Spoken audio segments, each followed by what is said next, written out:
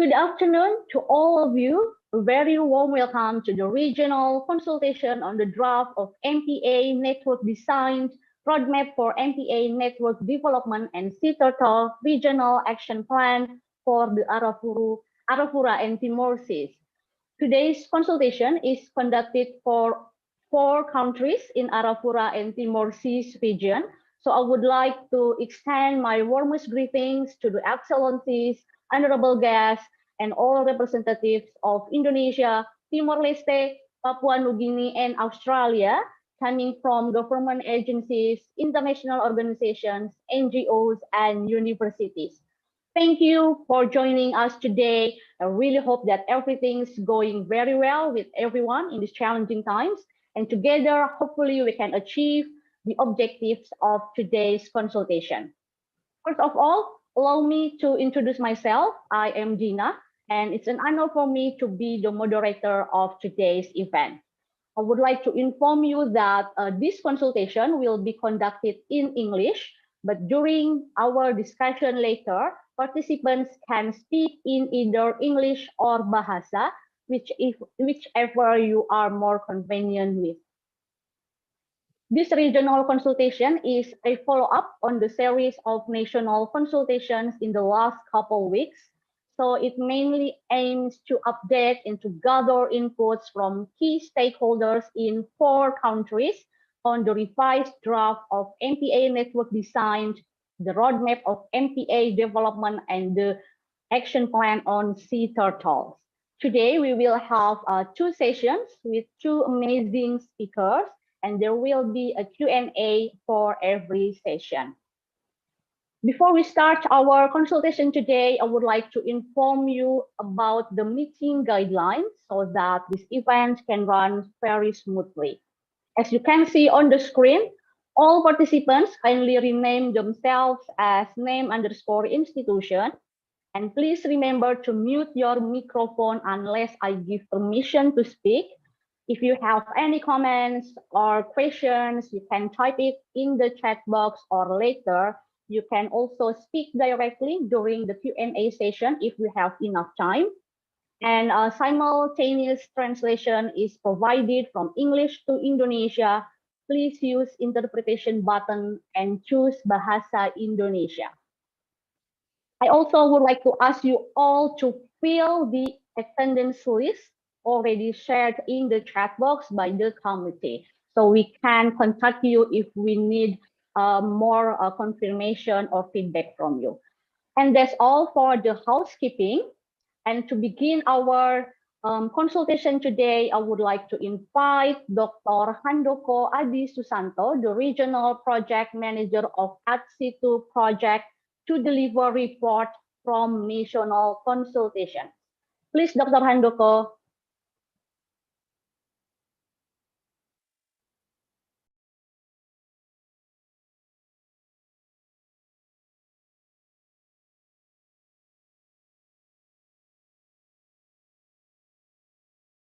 Dr. Handoko, are you there? Sorry. Okay. Okay. Okay, yeah, thank you, Dina. Very good morning, everyone. Very good afternoon, our colleague in Timor-Leste, PNG, and Australia, distinguished guests, ATSITU colleagues, representative from Australia, Indonesia, Timor-Leste, PNG, and all meeting participants. So thank you very much for coming to our regional consultations on the MPA network design and development of regional sea turtle action plans in the Arafura and Timor-Leste region. So I will briefly provide a report from our national consultations, as mentioned by moderator, that it has been done 3 times in this month.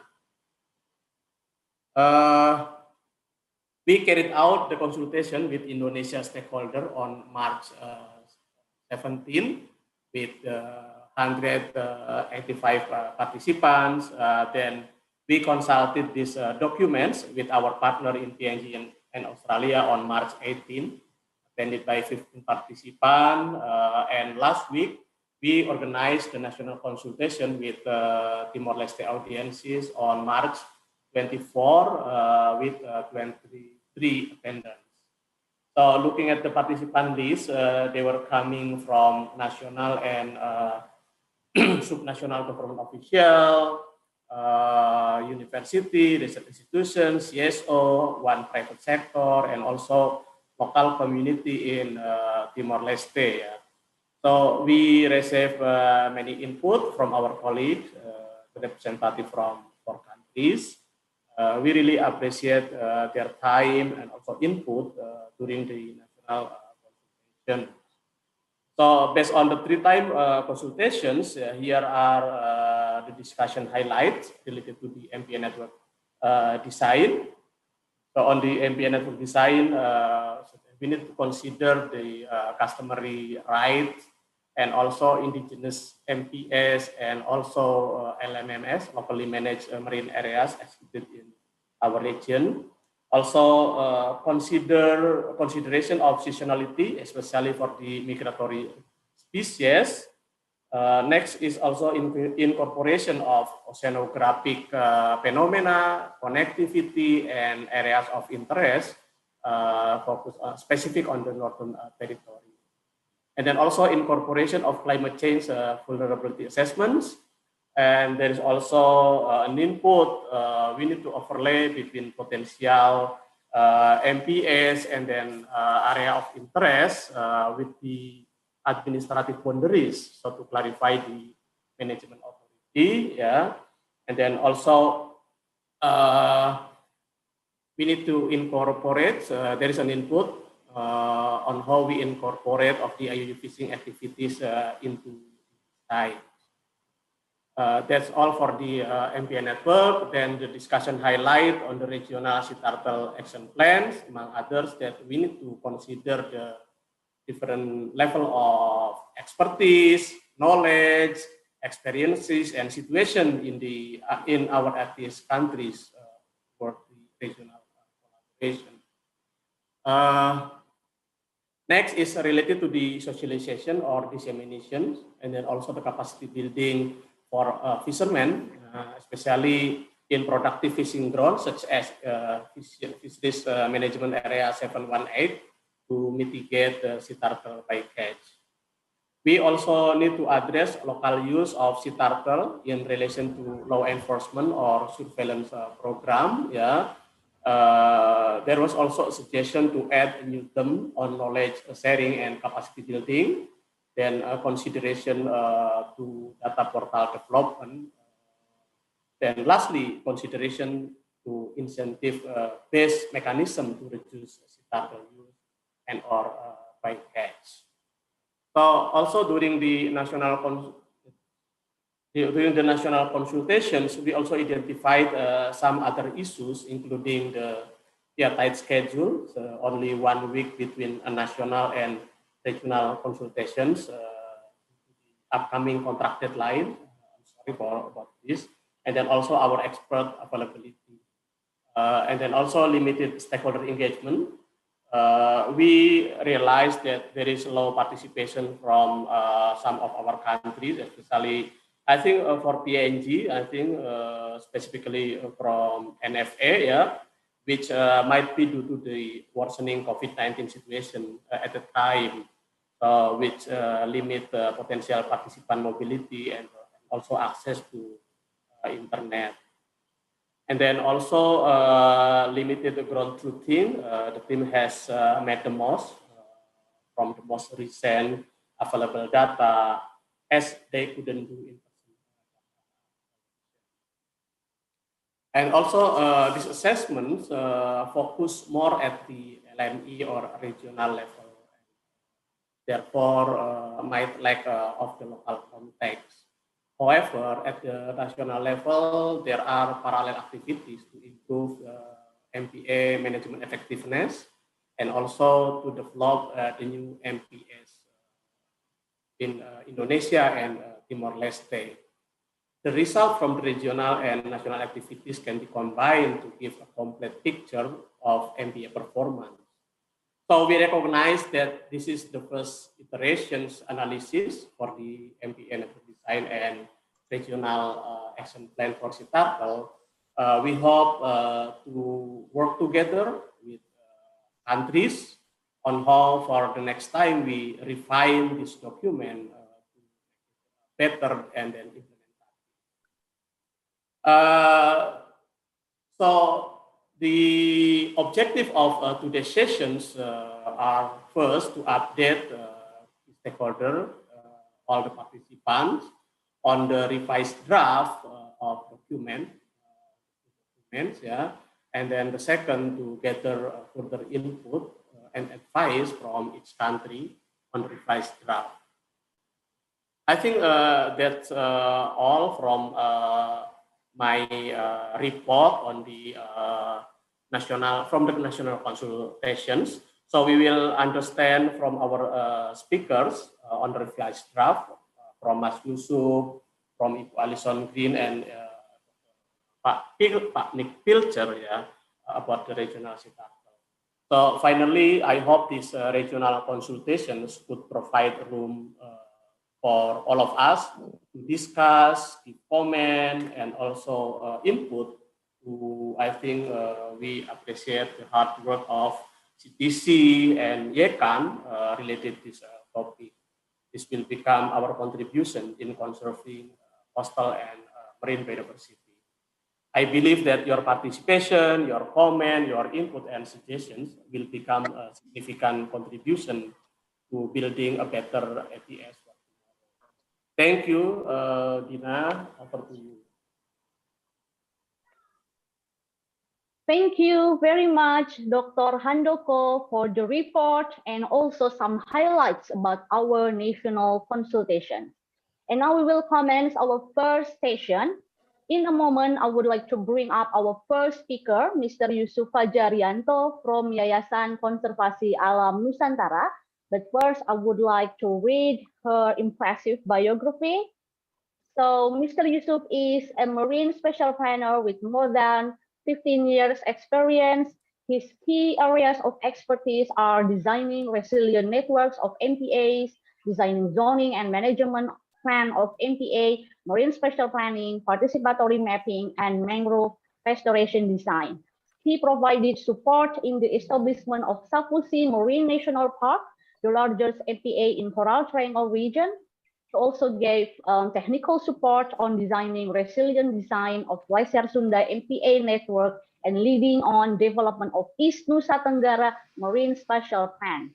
In 2019, he provided support to develop a scientific framework for designing MPAs and MPA networks in Indonesia.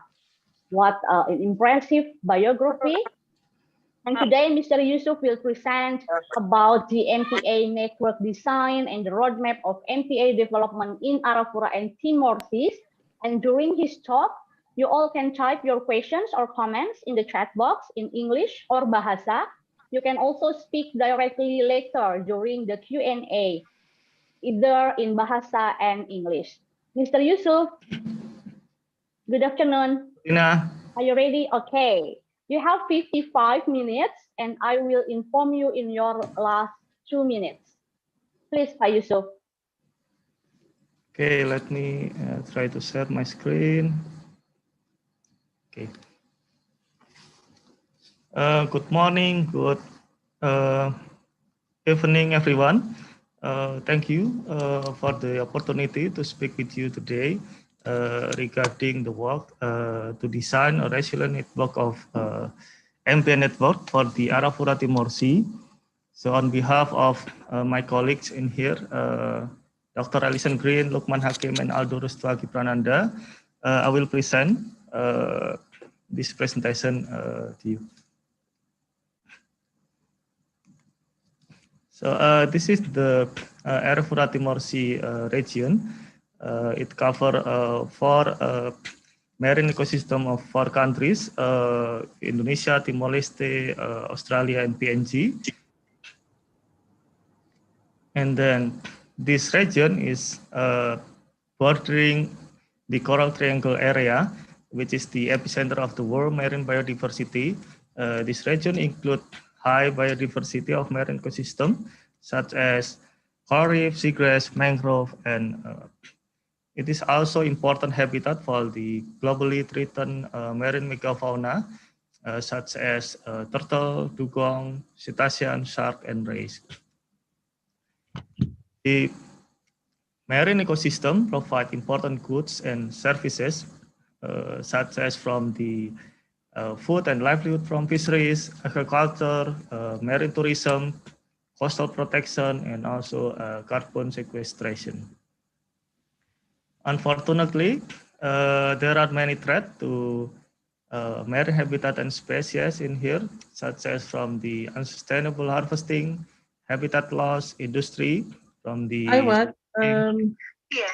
and that's gas, not good, from the Sinopharm. and land-based pollution and climate change.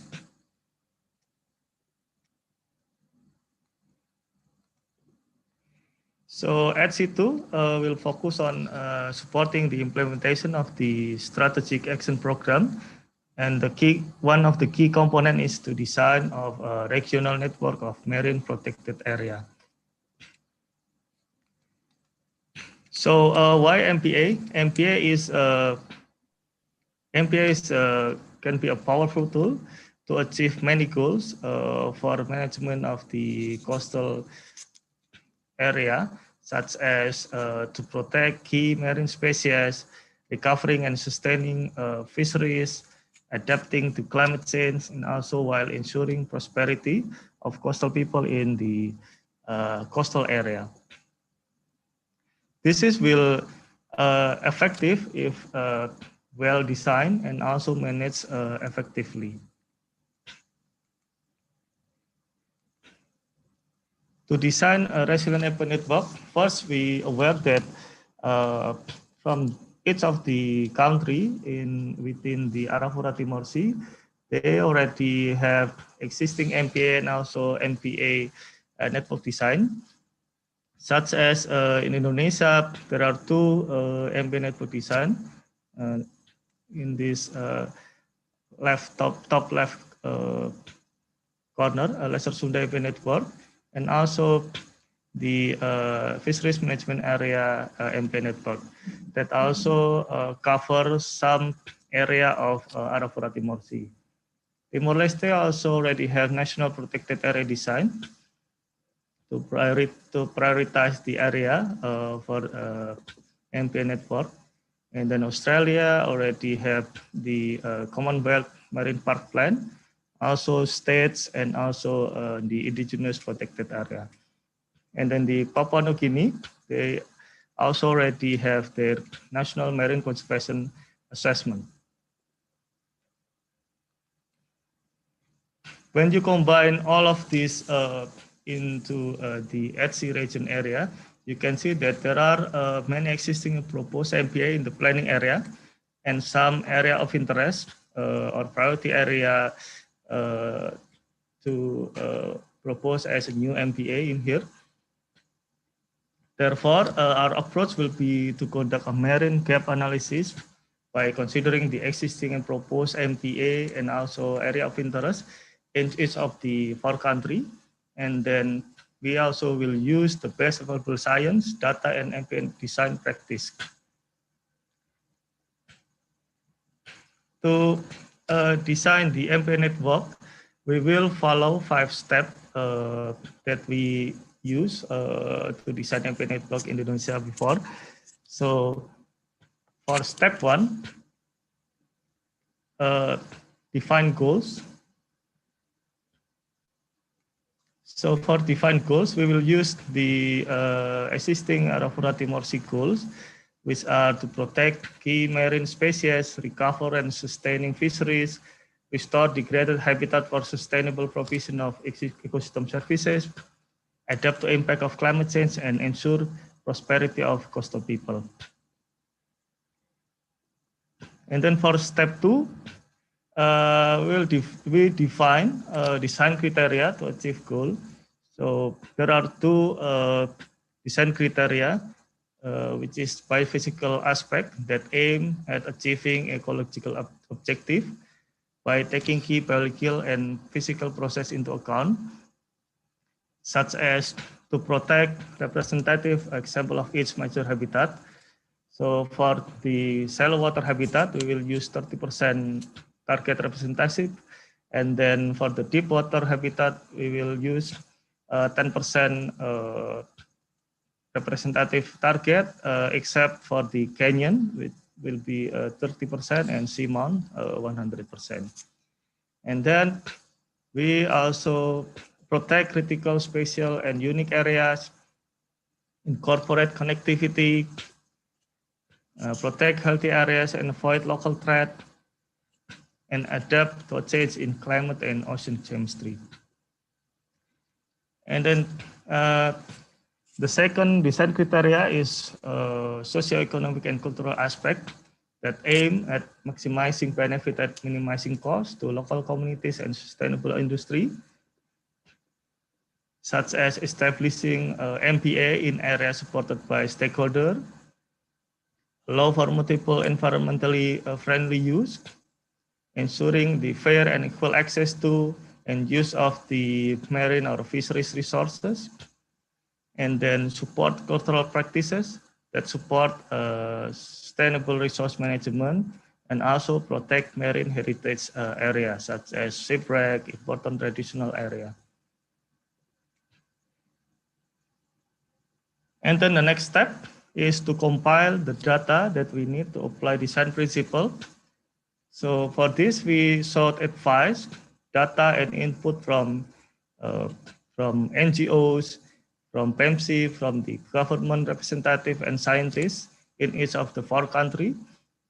Then we also from expert review and also national consultation workshop that we already done from 17 until 24 March. And then from the at-sea other species regarding climate change and turtle. We succeed to collect, refine, and validate 304 of best available spatial data layers that include 246 biophysical and then 58 socioeconomic cultural data. I will show you the example of the data. This is for the shallow water habitat that include the distribution of coral reef, seagrass, mangrove, and estuary within the Arafurati Morsi region. And then this is the coral reef classification that we got from Island Coral Atlas. And then this is deep sea water habitat. That important, very important for the large marine and migratory biota. This is the important features such as shipwreck, aircraft wreck, dive site, turtle nesting beach, traditional important area. And this is also important features such as migratory corridor for cetacean, turtle, whale shark, important marine mammal area, important bird area, and also upwelling area.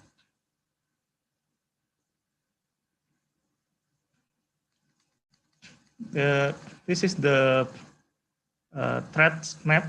So there are many threats in here, such as from the impact of power plant, turtle egg poaching, turtle poaching, shark finning, blast fishing, from sand mining, shipping lane, oil and gas, and underwater cable. This is the fishing pressure map. So that the green color represent the low fishing pressure, and then the red is represent high fishing pressure. We can see that in south of Aru and also west of Yosudarso Island has high fishing pressure, as well as some area of Australia.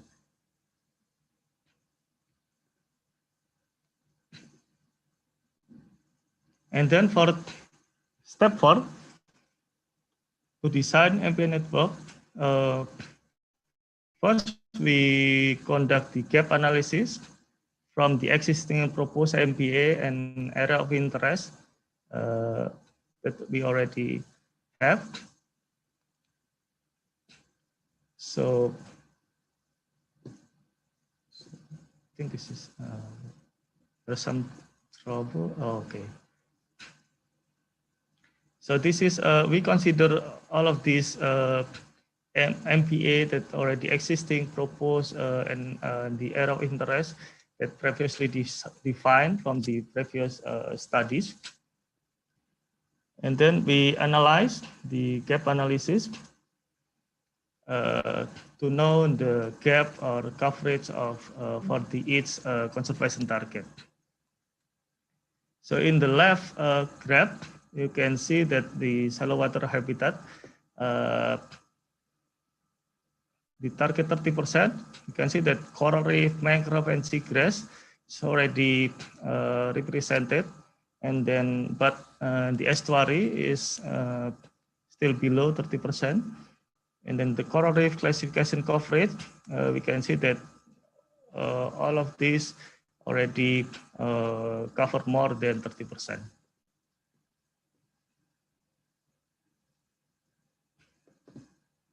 Yeah. From the deep water habitat, we set the target 10% for the most deep water habitat except canyon, 30%, and Simon is 100%. Some is still underrepresented from the target. And then for the important feature, like dive site, shipwreck, tourism area, important traditional area, turtle nesting beach, some is still underrepresented, like shipwreck and also the local wisdom area. And then this is for the regarding the climate change vulnerability of the coral reef and seagrass. If we see, this is by ecoregion, so some still underrepresented, like in the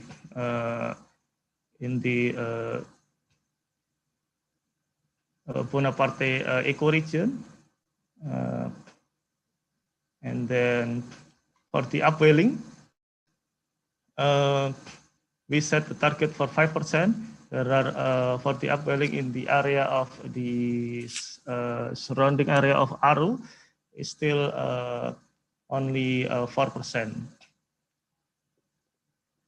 So for filling the gap, so we use the Marsan analysis to identify potential area to fill the gaps that we already have from the previous plan. We for the planning unit area, we divided into two planning units. So for the shallow water area, because we have more detail and good data, so we divided with the depth. So 200 meter depth will be shallow water area, and then the orange, dark orange is the deep water area above 200 meter. And then we consider the existing and proposed MPA and area of interest from the previous design into the Marsan analysis. So in the solution, the priority area will be consider this existing plan.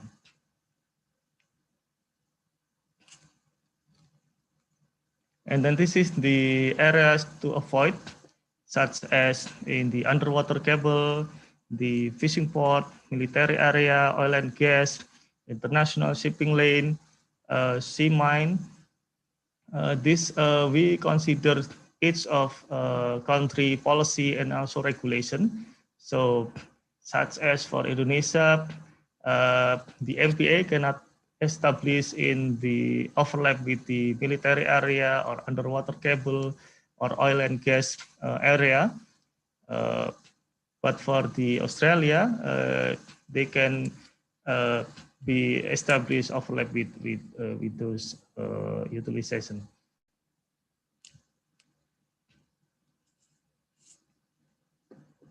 And then this map is the opportunity and challenge. So in Marsan, we call it the cost feature. So all of the threat data that we have, such as the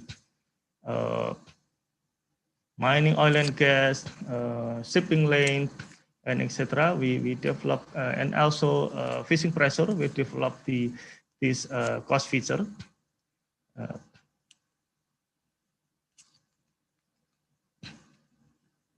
And I'm sorry, I think there is a lack of yeah.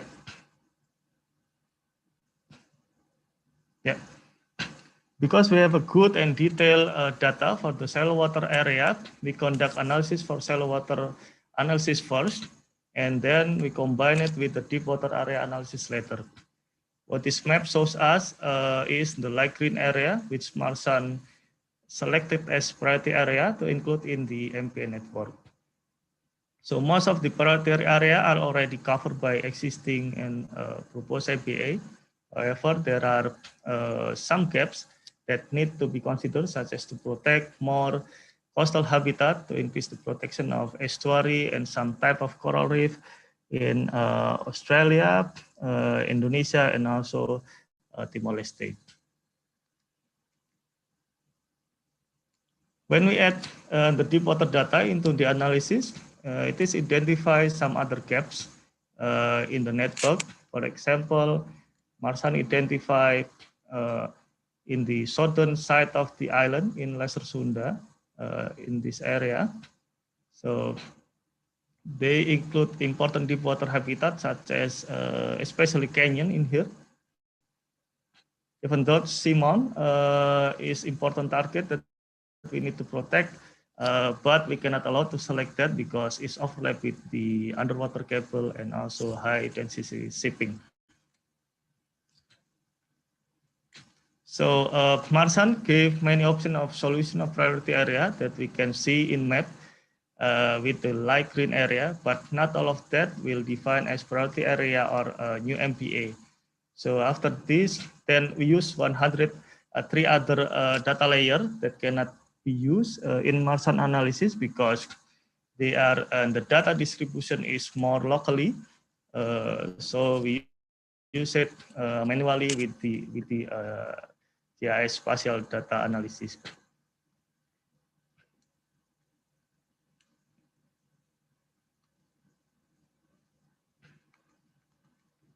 So this is the result from the MPA network design result for the Arafurati Morsi prior the national consultation. So we already identify 4 area of interest or priority area to filling the gaps, such as in Australia, we add 2 more AOI. One is in the Adel Island that will add more protection on the seagrass and also some type of coral reef, also turtle nesting beach. And then in the Cook Peninsula, they will add protection for the shipwreck, aircraft wreck, estuary, mangrove, and etc. And then in this area of interest, priority area, this will add the deep water habitat, especially canyons.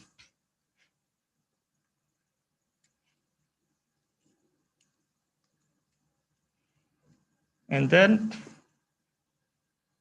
we revised the design by accommodating the inputs from national consultation, such as incorporating the upwelling data,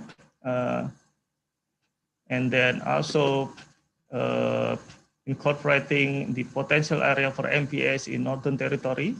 And then also we also incorporate the potential coral larva dispersal within this area. Then also this is also different study, but the same one, the coral alpha dispersal. Both of them is based on the coral, Ferron coral ecoregion to develop the models.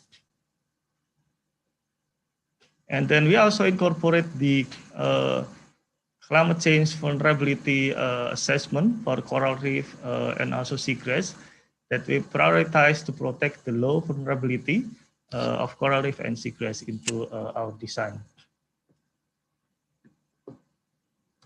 After considering all of the inputs from the National Consultation workshop, we add two more area of interest in here. So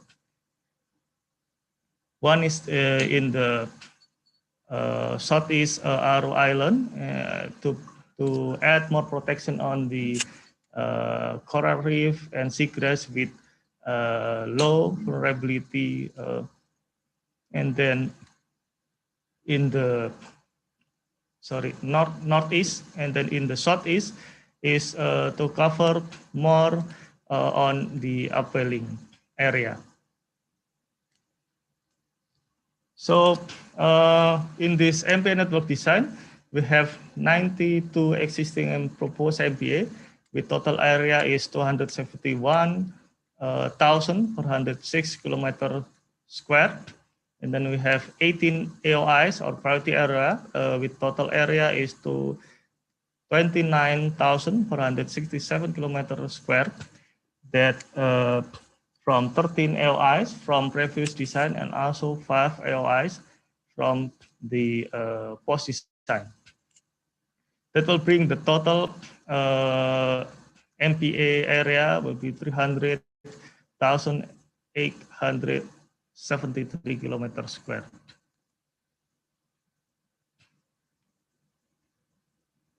So things that goods from our design, from this MPA network design is, we know that this is the first iteration of the MPA network design for the entire HC region for consideration by 4 countries.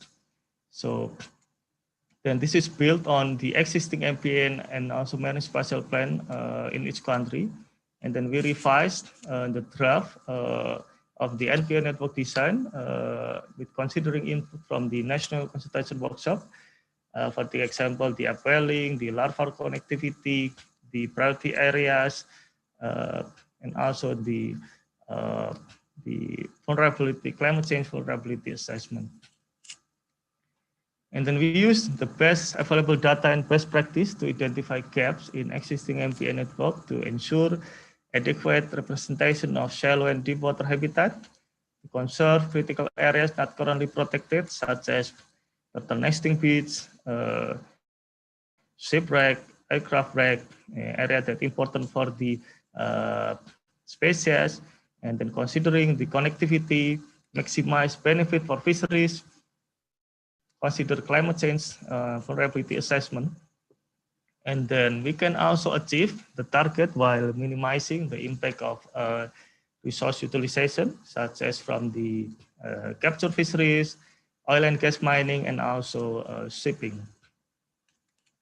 There are many challenges to design this MPA network. The first is we only have limited time and resources, and then also limited stakeholder engagement due to COVID-19 travel restrictions, so we cannot do ground truthing, and then data not available to apply some criteria at regional scale, such as socioeconomic consideration. For example, is support from the local stakeholder to establish new MPA, and then applying habitat representation target. Because we only have the data of the boundary of MPA, and then we are not have the data for the zoning plan within the MPA of like for some MPA in Indonesia, Timor-Leste, and also PNG. For the next step, after post-COVID travel restriction, we will refine the MPA network design for working with the decision makers, scientists, and also key stakeholder in person at the national and also at the regional level. So For the roadmap toward the establishment of the new MPA in the Arafurati Morsi. So for the Indonesia, we know that the government of Indonesia already set target to establish 30 million hectare of MPA by 2030, and until end of 2019, Indonesia already established 23.14 million hectares of MPA, or equal to 7.12% of Indonesia marine area. And then our result shows some gaps in the MPA coverage for some conservation targets, such as in this area is for ethno protection on the deep water habitat such as canyon, and then this one is for incorporating the coral reef and seagrass vulnerability, and then this one is to add more protection on the upwelling. For the Indonesia, there are 21 existing and proposed MPA within this region, with total area is 19,762 kilometers square, and then there are 8 AOIs, with 5 is from previous design and 3 LIs is in this post design. The total MPA will be 38,093 kilometers square. And then for the Timor-Leste, already complete a national ecological gap analysis, which include an assessment of marine ecological gaps in the protected area network. Our result shows some gaps in MPA coverage, and then in this MPA network design, we recommend to add 2 area of interest or priority area to cover on deep water habitats, especially canyon in here, because this is also important area for marine mammals. And then for the Timor-Leste, there are 9 existing MPA with a total 935 kilometers square, and then there are 8 AOIs or priority area from the previous design.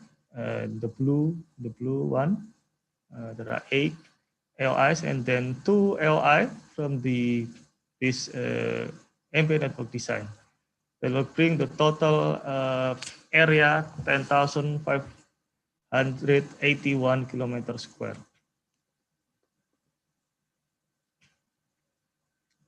Then for Australia, we are aware that Australian government already has MPA network at both national and state level. There are also indigenous protected area. And our result also identify some gaps. We recommend to add 2 areas of interest in here, in the Adele Island and also in Cook Peninsula. There are 60 existing MPA with total area is 249,802 kilometers square. And then the 2 new area of interest is the total area is 1,189 kilometers square. That would be the total area will be 251,291 kilometers square. For the PNG, they already has a national MPA plan, but the result of design, we not recommend any addition of new MPA in the MPA in the PNG waters within the area of Arafurati Morsi region. So all of this result will then consult and discuss to the related stakeholder and also government. Thank you, obrigado, terima kasih.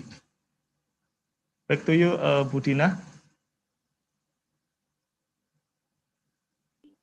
Thank you very much, Pak Yusuf, for your very comprehensive presentation about the MPA network design, also about the roadmaps towards the MPA development. Okay, now we will move to the Q&A session. And I would like to also inform you that we have here also Dr. Alison Green from the Red Sea Research Center, King Abdullah University of Science and Technology. So besides Mr. Yusuf, Dr. Alison will also able to answer all of your questions or comments. And we also have just received info that unfortunately the Office of National Fisheries Authority Papua New Guinea is on lockdown due to COVID-19 case. So no one from Papua New Guinea is able to join us today. We hope that everything will be going okay in Papua New Guinea. So for first opportunity, I think I would like to invite our regional steering committee member, also national project director for the FC2 project to give questions or comments or feedback. I can see on the Zoom here, we already have Senior Acacio Guterres, the DG of Fisheries and Aquaculture of Ministry of Agriculture and Fisheries, Timor-Leste. Senior Acacio Guterres, would you like to comment or ask questions?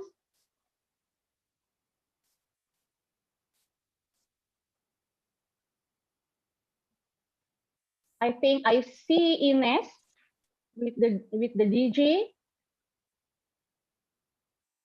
Okay, in that case, maybe they have some trouble in connection.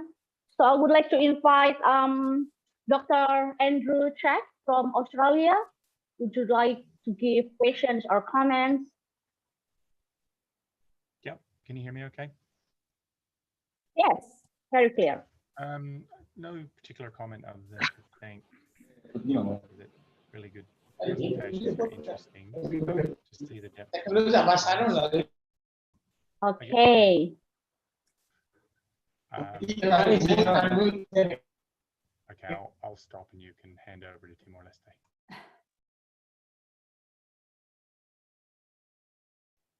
Okay, Dr. Andrew, thank you for that very short comment. And I would like to invite Senior Acacio Guterres. Mr. DG, are you there?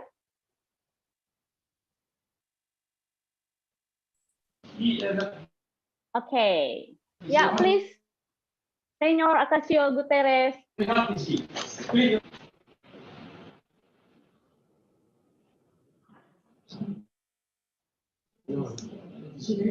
Maybe Miss Ines can help to inform the DG.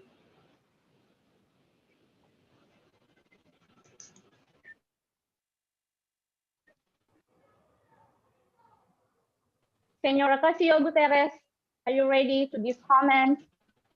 Okay, we'll get back to you later when you are ready. And now I would like to invite our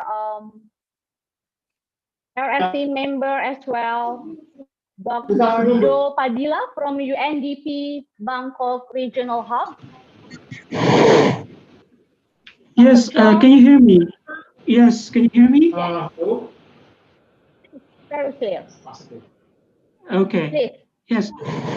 Well, thank you very much for the comprehensive presentation. And I think the progress is excellent considering the constraints that we have, and those were recognized in the challenges that were mentioned by Pak Yusuf, Dr. Yusuf. Anyway, my question is, number one, you have mentioned the area that were, I think you classified the areas in terms of the existing and the proposed to be covered by the project, and the areas of interest. I would like to know what the proposal would be for those specific areas of interest to complete the network of MPAs in the Arafura and Timor Sea. I know, I recognize that you will be doing national consultations. However, our project document has already indicated the areas that will be covered. So it is good if the area will be expanded, but I'd just like to know the proposed areas of interest, how this will be dealt with in the project. So this question also may be answered by Pa Handoko. Over. Budrina, can I Yes. answer Sure. first? Go ahead. Yes. So for the proposed MPA is actually the terminology for the Indonesian actually, because the proposed MPA is mean that the MPA is already allocated in the Indonesian Marine Spatial Plan. So they already allocated as the conservation area, but they are not yet established. So the area already conserved and allocated in the Marine Spatial Plan, and then based on the new regulation of the MPA management, they will be automatically the provincial or the national government should follow up that conservation area allocation to establish that into the new MPA in 1 or 2 years time. So there will be so the area of interest is actually priority area that recommend by the previous MPA network design, or that recommend by our MPA network design.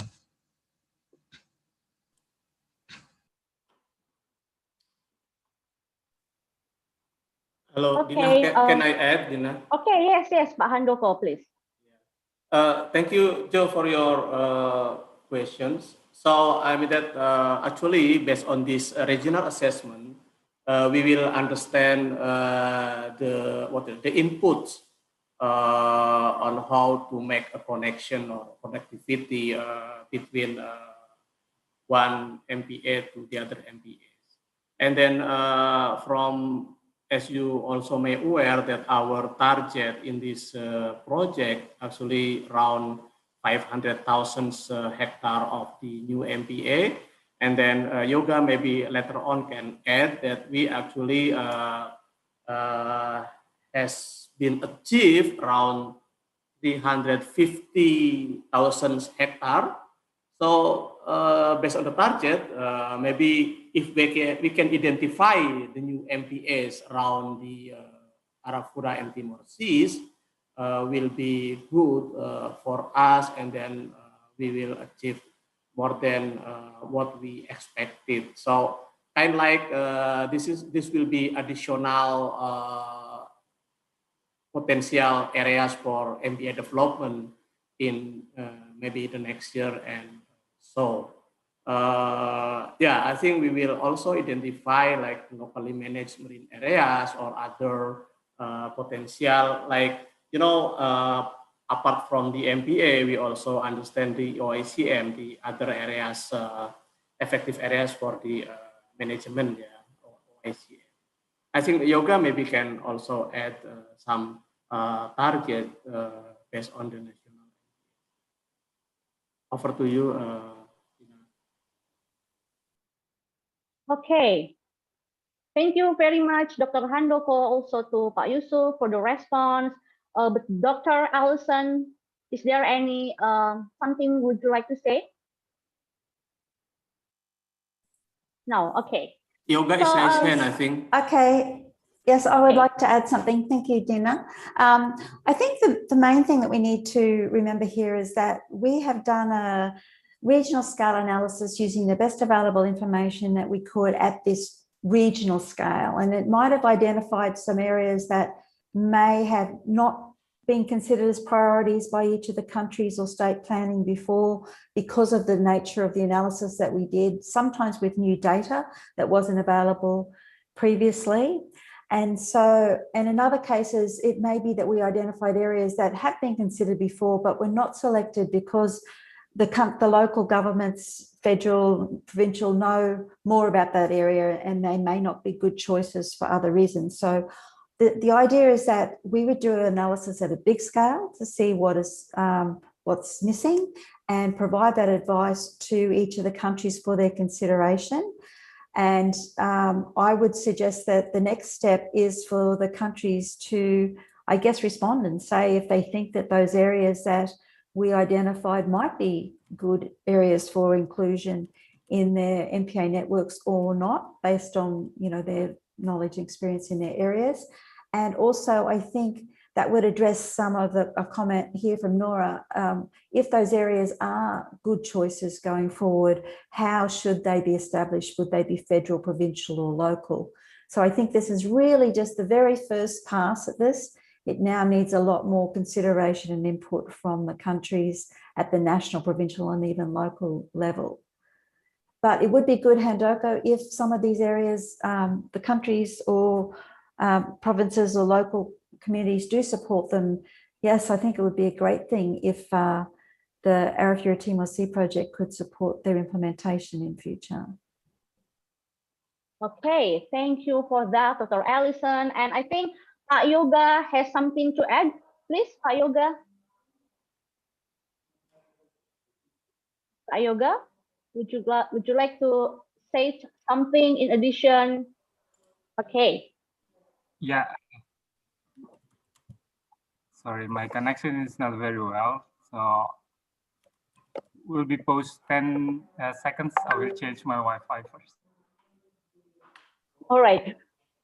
Okay. Okay. Yeah, sure. Thank you for the opportunity. So I have any information that Mas Handoko already answered. I fully agree that this is the map that proposed are the area of interest, and we not discussed yet what kind of the management in place to manage the area. And especially in Indonesia, there's mentioned there is in Aru additional area to be proposed in Aru Island. And we know in Aru, Merauke, and also in Maluku province and other province area, it's there's a lot of customary law that should be documented, that it's become registered in the future as OECM. So it's not what my opinion that we could propose is become the next potential MPA that managed by either by province or either by the national government, or also we could strengthening within the LMMA or local customary law itself. And then I also asking one question, Badina, if it's possible. So within the presentation from Mas Yusuf, it's mentioned also the coverage area to be proposed. Could it be more elaborate within in each area? What is the priority of conservation target to be proposed? So we could figure out in each area have a different different target conservation. So within those information, we could also elaborate what is the link within each area from one area to another area in one country, or if it any relevant that the target conservation or a link with the other country, so we could monitoring regionally in the future. Yeah, maybe that's my input. Thank you. Okay, thank you, Pak Yoga. So, Pak Yusuf or Dr. Allison, would you like to directly respond to that before I go again to Mr. Joe from UNDP? I think Yusuf already has that information summarized of what is required for each area of interest that will go in our report. And I'm sure he would be very happy to provide that information to the countries, wouldn't you, Yusuf? Yes. Okay. Yes, Yusuf, please. Okay. So we have I think I will share my screen again. Where is the...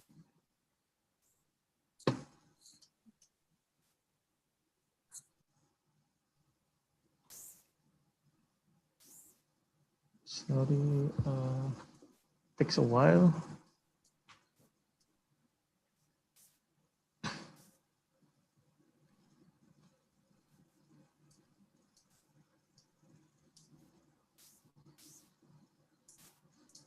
Okay. Oops. Okay. So thanks, Yoga, for the question. So, like for the example, so our analysis is setting the target for the coastal habitat. We have like for the coral reef, seagrass, and mangrove, we set the target is, and also estuary, we set the target is 30%. And then we also divided and classify the target not only by the whole at sea, but also by the ecoregion. So we can see that each of that marine habitat can represent of each of the ecoregion. For the example, in this area, in the Adele Island, there are need more protection on the seagrass and also some types of coral reef in here. So we add the protection in here as we recommend AOI in here. And then in here, there is a estuary and also shipwreck and also mangrove in here that belong to this ecoregion. And then for the area of interest in the southern part of Timor-Leste, this is to add more protection on the deep water habitat, especially canyons in here. And then for this area of interest in northeast of Aru Island is to add more protection on the coral reef and seagrass with the low vulnerability to climate change. And then this one is to fill the gaps on the protection of the upwelling. So the other area, because we already conduct the gap analysis for the whole area, and then this is actually the gaps that we need to fill, and that's why we propose those LIs in here. We also already considering the connectivity from the larva dispersal of the coral reef from two study from the Tremel et al. And also from the Thompson et al. So we also inspect and doing the gap analysis for each of the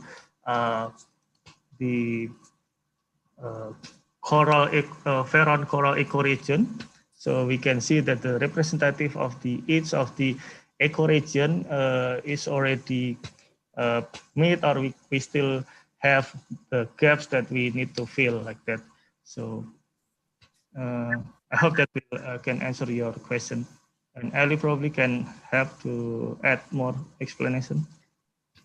I think the other thing to note is that the areas of interest, the blue hatched areas that were previously identified by very rigorous detailed analyses that we did for Indonesia and Timor-Leste, there are already documents that clearly describe why those blue hatched areas are proposed as areas for interest. And potentially we could also include that in the report that we provide, so it's comprehensive. Okay, thank you, Dr. Allison and Mr. Yusuf. And I think I would go back to Mr. Joe from UNDP if you still have any response to your previous question. Yeah. Please, Mr. Yes, Joe. well, Yes. yeah. Thank you for the two Handoko for relating the discussion to the targets and marine protected areas. And please, after completion of the study and discussions with the national components of the project in Indonesia and Timor-Leste, to revisit the targets and the sites for the marine protected area work that is being supported by the project. So I think, yes, this is a very important study as far as I'm concerned. I think we need to make use of it. And also I have noted that in the graph that was slide that was presented, it also included areas outside of the Arafura and Timor Sea and into the Indonesian seas LME. And I think it's good that you have done that. And perhaps our FAO colleagues who are supporting ISLME could make use of the results. So thank you very much. And I wish you the best in the next steps in this exercise. I'd like to. Thank you. Okay, you have something to say. Okay.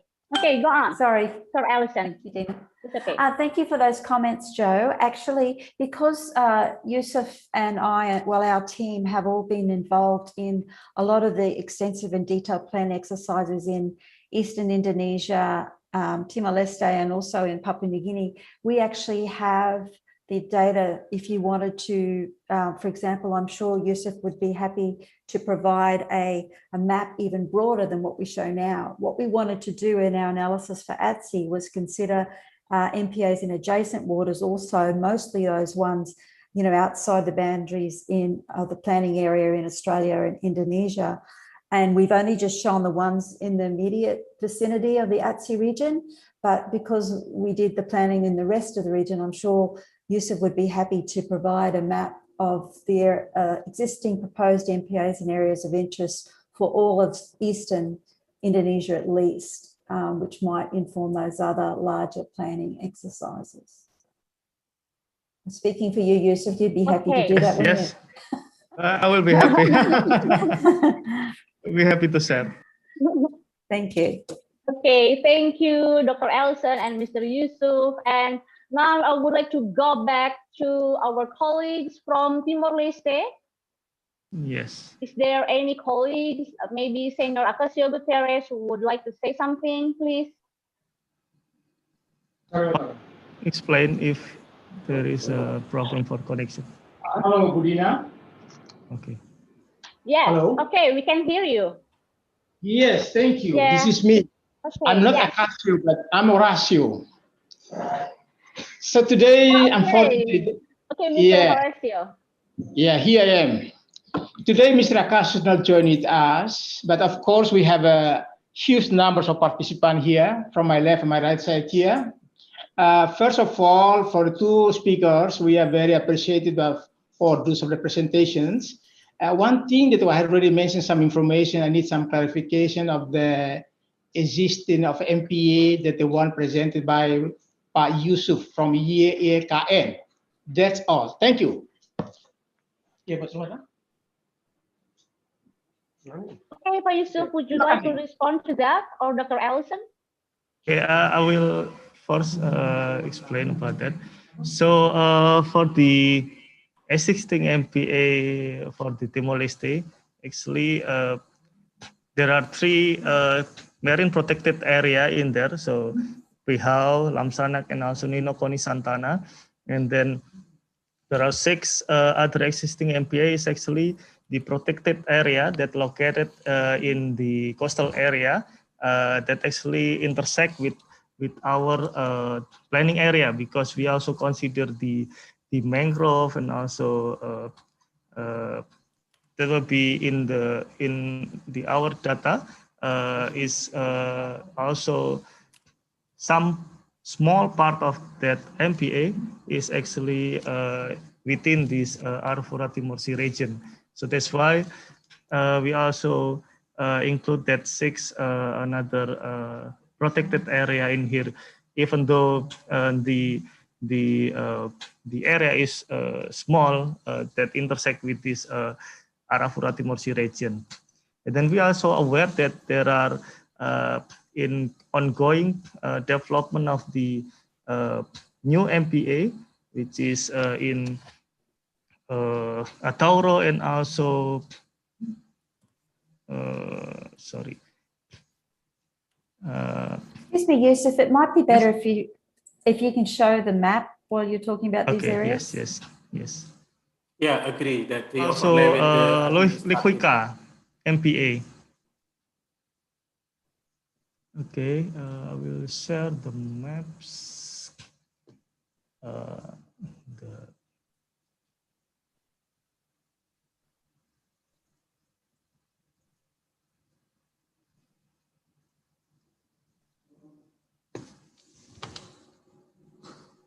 Okay, now say that again. Yeah, this one. Okay, so this is the purple one is the 3 existing marine protected area of Timor-Leste. It is Nino Koni Santana, Lamsanak, and also Bihau. And then there are 6 another protected area that located in the coastal area that intersect with our planning area or Arafurati Morsi region, even though there are only small part of that. So one is in here, and in here. And then we are also aware that we only get the data like several days ago that there are also ongoing process to establish new MPA in this area of Atauro Island. But in this map, we are not yet incorporated because we still doing the digitization of the map, because we only get the maps in the Word file. So, and then we will incorporate it after this workshop. But in this MPA network design, those MPA is actually also within this area of interest.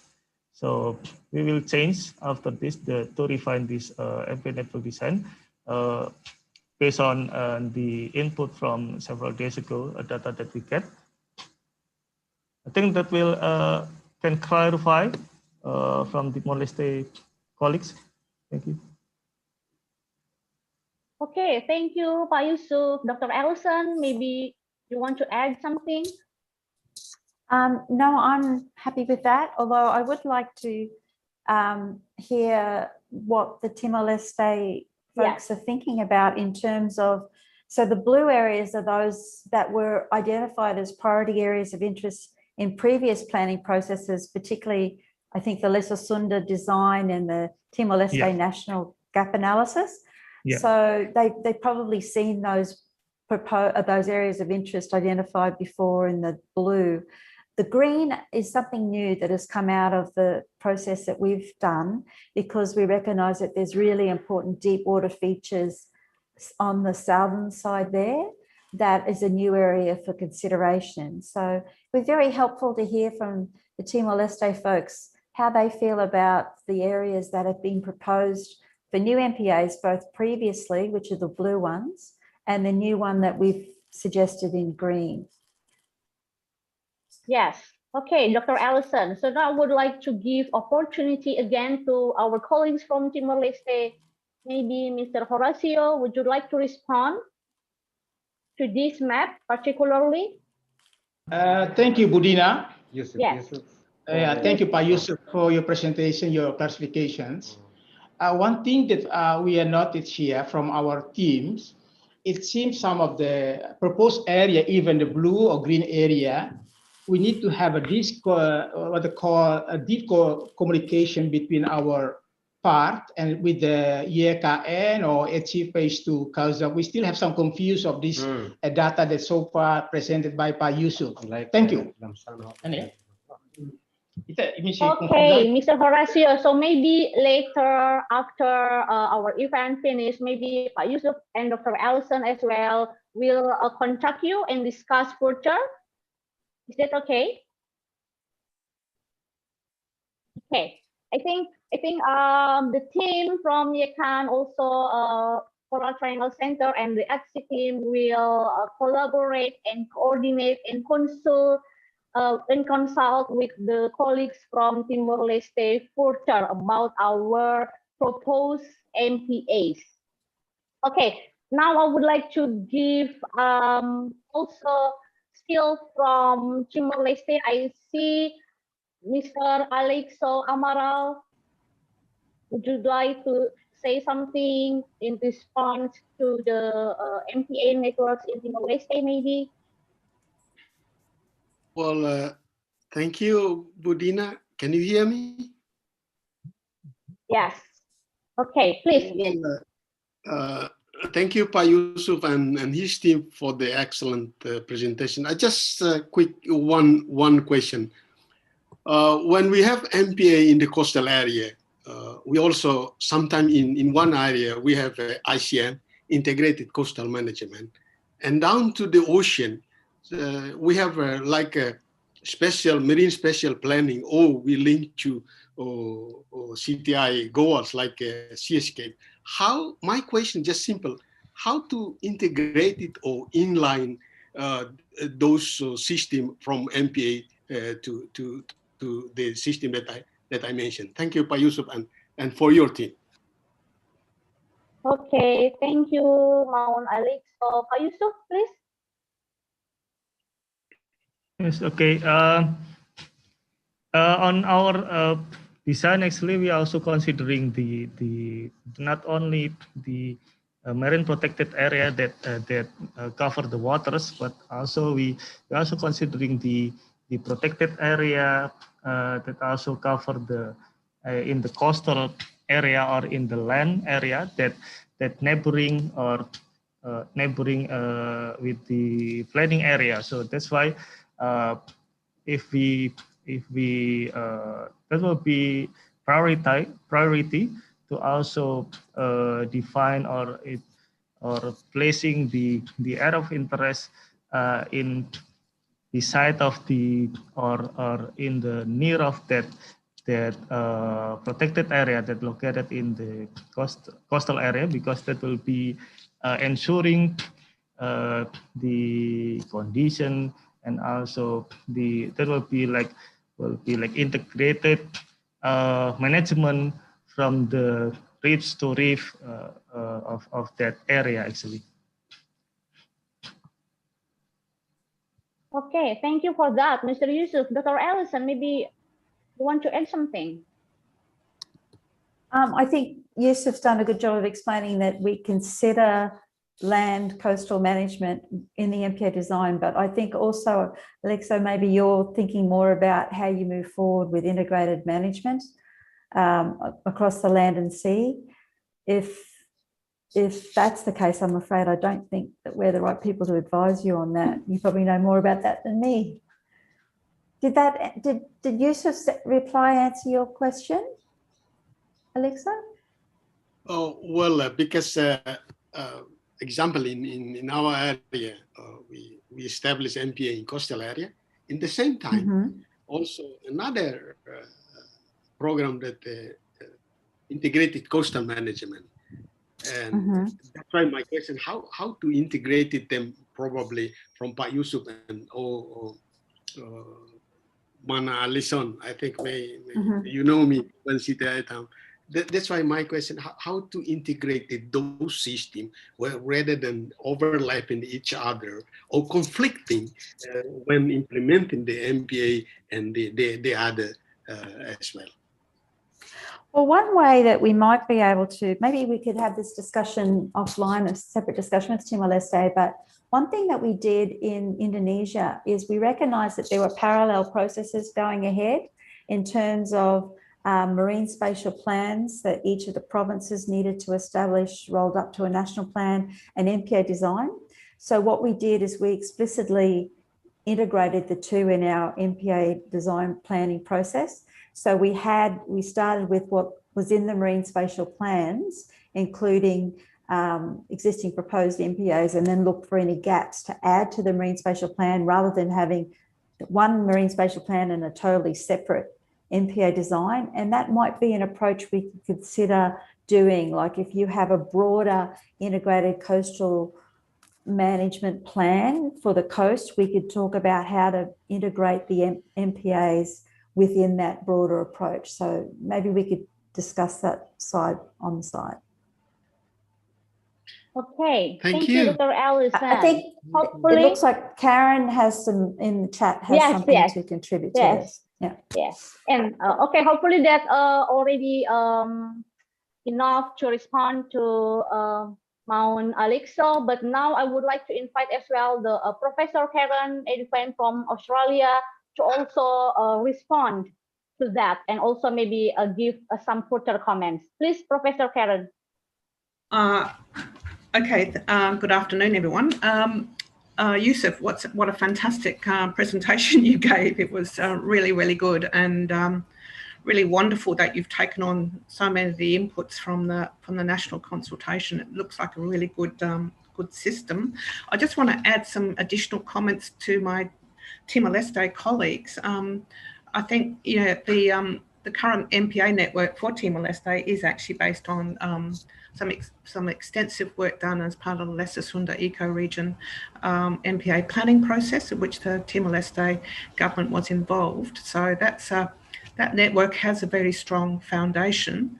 I would also just add one comment about the network of locally marine managed areas that are springing up over Timor-Leste as well, with the work with MAF Fisheries and World Fish working together on that as well, and how that might be able to be either included or considered in the network. And the other thing I would say too, what's quite interesting about the Wetar Strait and the particular MPA that's been identified on the Indonesian side of that channel, what we're finding out from our citation work and also our sightings information and our monitoring work is that area in the middle of the Wetar Strait, which goes right up to the shores of Balcao, is an amazing upwelling area and feeding area for pygmy blue whales. So it's a quite an amazing gyre eddy system under. If you want to share the screen, yeah, just where you see. Yeah, just opposite there, yeah, you can see it, the big blue square in the Wetar Strait there. If you draw a line directly down to the coast of northern Timor-Leste, there you'll hit these lovely offshore seamounts. And what we've been seeing regularly is blue whales are actually circulating there and feeding over 1 or 2 to 3 days period. So it's an area of incredible richness as well. So that's something for the Timor-Leste government and colleagues to consider in putting forward some comments on this ATS regional MPA network. I'll just give that. I haven't had time to write it up and give it to Acacio and MAF Fisheries, but what I am saying is an extraordinary area of richness. And not just for cetaceans, but also fish and mantas and a whole range of things. And it's what we think is it's all related to those offshore seamounts in that area. Next, I just want to go to the Northern Territory and the Australian MPA system. So I'll just provide those comments to Timor-Leste to help them consider their comments on this MPA network. But for the Northern Territory, if we could share the screen on the Northern Territory and the Northern Australia, I think what comes out, it's fantastic to see the Western Islands and the English Company Islands included in the network. That these are areas of incredible biodiversity and very high cultural significance too. So these are extraordinary regions, and I think Charlie Veron's work sort of identified that area as a zone of biogeographical overlap as well. So could you just point where they are? So there's the It's just that long, that long strip, just off. It's a tiny little strip there. I can actually share my screen if that makes it easier. I think I know what you mean. So on the north, you know where I mean. There's a peninsula. There's a chain. There's a peninsula of islands, and that's really that's the West Islands and the English Company Islands, and they're. Talk to Charlie Barron about those. they're extraordinary. So it's really I'm glad that they're included. My question really is about if you bring that map up again. You'll see that the Commonwealth MPAs, in particular, and I'll just call them out here, Limnam and Arnhem, there are very close,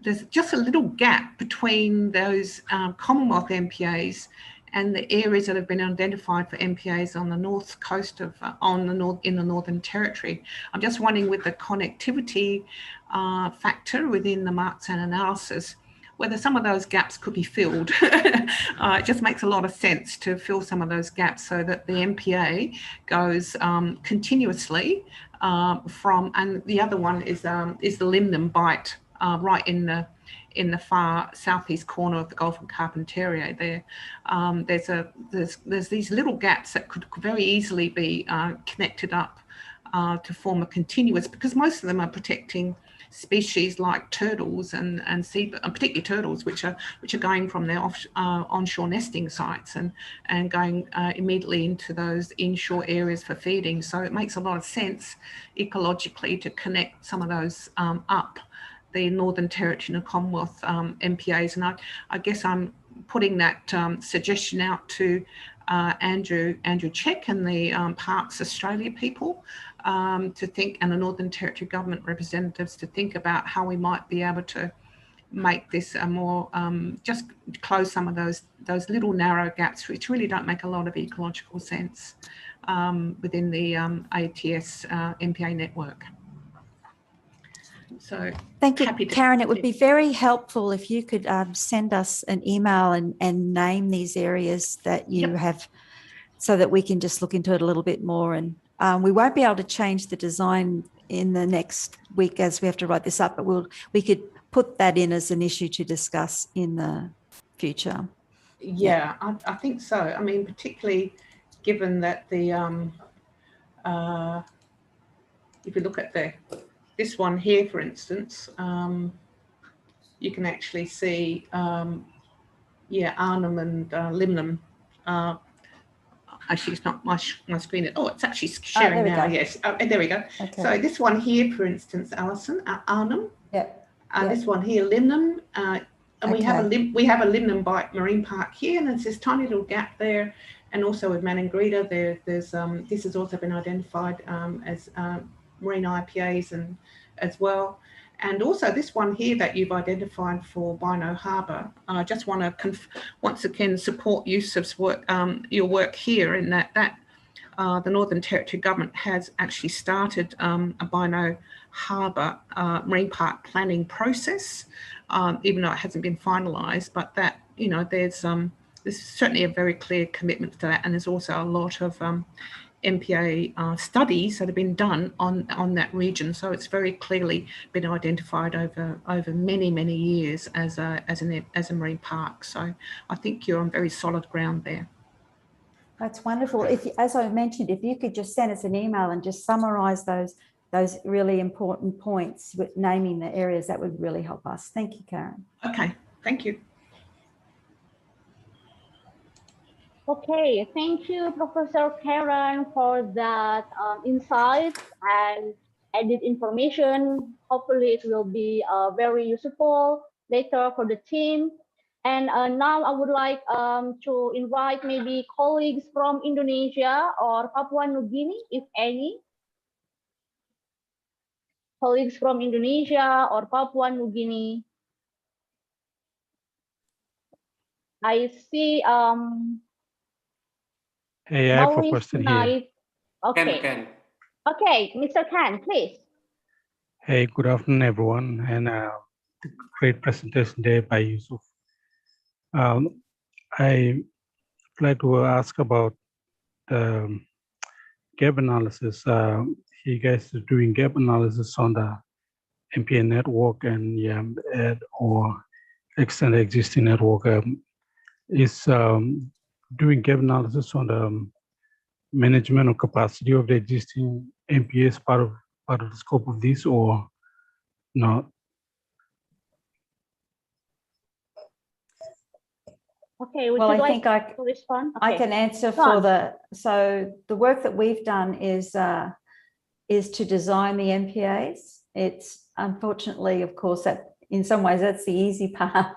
And our specific project is not regarding the management of the MPAs, but perhaps Handoko would like to talk a bit about how the program is supporting MPAs in other ways. Yeah, sure. Yeah, as mentioned by Ibu Ali, this assessment will focus on the MPA network design, yeah.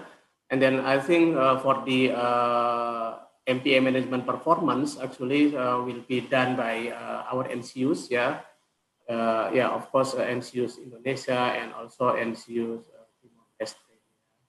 So I don't know, maybe if in terms of PNG, if we also having an MPA there, maybe we can also like assess the MPA management performance.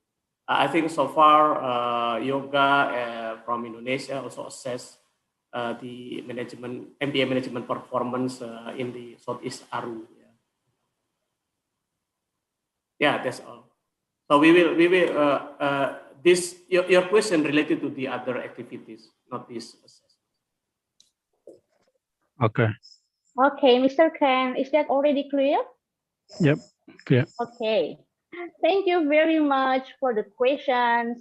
And now I would like to invite once again our colleagues from Indonesia, if anyone from Indonesia? No. Okay. Sorry, Mbak Dina. Yes? We got a question from YouTube. I don't know if we will address that, and that's from I see. an Yes, Indonesian colleague. Yes, he is from Indonesia, colleague, I think, Mr. Jensi Sartin. Okay. So Mr. Jensi Sartin asked about, is there any possibility to include connectivity of priority reef fish in the design? That's the first question. And then he already comments that I saw a study in Sunda Banda by WWF and University of Queensland on the coral reef fish connectivity that might be tried in the ATS region. Okay, maybe Pak Yusuf or Dr. Ellison? Maybe I'll have a go at that one. So what we had a look at what the best available information was on connectivity of fisheries and first of all, how that overlapped with our planning area. And first of all, regarding to the WWF one, that only just briefly touches on the planning area. It's Sunda Banda region, so it doesn't include most of the ATSI planning region. So we weren't really able to include that in our ATSI regional design. However, when we did the very detailed FMA 715 and 6 provinces design, we did consider it then, which identified some areas of interest that we subsequently included in our ATSI program. So if you like, it has been considered in a previous iteration that fed into this. There are two, Karen alerted us last on the national workshops that we should go and revisit the connectivity models that have been done by others, Tremel and Thompson et al. And we did look at those, and basically the recommendations from those both are, if we have representation within each of the ecoregions, particularly those by Charlie Barron et al., which were based on the work that we did previously, then we should be able to accommodate what we know about genetic patterns of connectivity in the region. So since that national workshop, Yusuf and the team did a gap analysis to make sure that we had covered that, and we have indeed done that. So we feel it's a very important aspect, and we feel like we've done as much as we can at this scale on that issue now. Yusuf, did you want to add anything to that on the fish connectivity? I think you already covered it, Ellie. Okay. Okay, thank you, Dr. Ellison, for the answers. And now I would like to invite Pak Joko from Ministry of Finance Indonesia. Yeah. To say something, please, Pak. Yeah, thank you, Ibu Dina. So my question related to Pak Yusuf and also Pak Handoko. The first question regarding on the member of this collaboration, because if we aware that this collaboration is consists of 4 different countries. So my basic question is, sorry, because I'm newcomer in this event. So my question is how to avoid conflicting priority among the member of this collaboration. Yeah, because if we look the different states, perhaps Indonesia, Australia, Timor-Leste, how to avoid the differentiation of priority and also conflicting of priority. And the second question related with the territory and authority differentiation, because if we relate also under the regulation, yeah, how to reduce the regulation gap among the member from Indonesia, Australia, Timor-Leste, and other countries. Thank you, Ibu Dina. Thank you for the question, Pak Joko. Maybe Pak Yusuf or Ellison, would you like to respond to that? I think that's a question for Handoko. Yes. It's about Okay. countries working Okay, together. Pak Handoko is the best person to answer that. Please, Pak Handoko. Yes. Yeah, it's quite a difficult question. Yeah, Pak Joko, I think rather we discuss on the different priorities, actually, we will see the commonality. What is our, what you call it, the similar issue we are facing. This will encourage us to collaborate. We understand, as I mentioned in the report, that we recognize and we realize the different situation, experience, knowledge, and also expertise between Australia, PNG, Timor-Leste, and Indonesia. So, of course, the first, I think the first priority, of course, like the regional exchange, the information exchange among us, yeah. And then the second, we need to see the similarities, what the general issues we would like to address with this collaboration, with this regional collaboration. So of course, we have another assessment on the regional governance mechanisms to see the commonalities or the similarities we are facing in terms of issues. As I think, as we are aware that in our project, we are addressing 5 transboundary issues, like fisheries, marine biodiversity, loss of habitat degradation, marine pollution, MPS here, and then key species loss, and then also climate change. So the assessment is underway, Pak Joko. I think if you can book your calendar, we are hosting the regional consultation on regional governance mechanisms I think in the mid of May, yeah. So we will share our assessment result. So that's all from now, Pak Joko. We will. Yeah. Thank you. Thank you, Thank you, Handoko. Pak Handoko, for the answers. Hopefully, it already answered your question, yeah, Pak Joko, yeah. Yeah, ma'am. Okay. Now we still have about 5 minutes, but I would like to give this opportunity first to Mr. Won Tai Shin, and then Dr. Nora Ibrahim from Regional Secretariat of CTI-CFF. But please, very brief. Please, Mr. Won Tai Shin first. All right. Good afternoon. I cannot turn on my video because okay. the Secretariat doesn't allow. But anyway, thank you very much for this wonderful presentation, Dr. Yusuf. I got a very good idea why you are doing this study. And this is my feeling that you have done identify area of interest through Marxan study, basically. And then I know that the study will give you a pretty good idea, but I was not able to grasp a compelling reason why you are proposing AOIs more to the existing MPAs. For example, like Australia has a huge MPAs, and then you are adding more, 2 more, and then if I hope that Australian government will not be angry with you if you are adding more.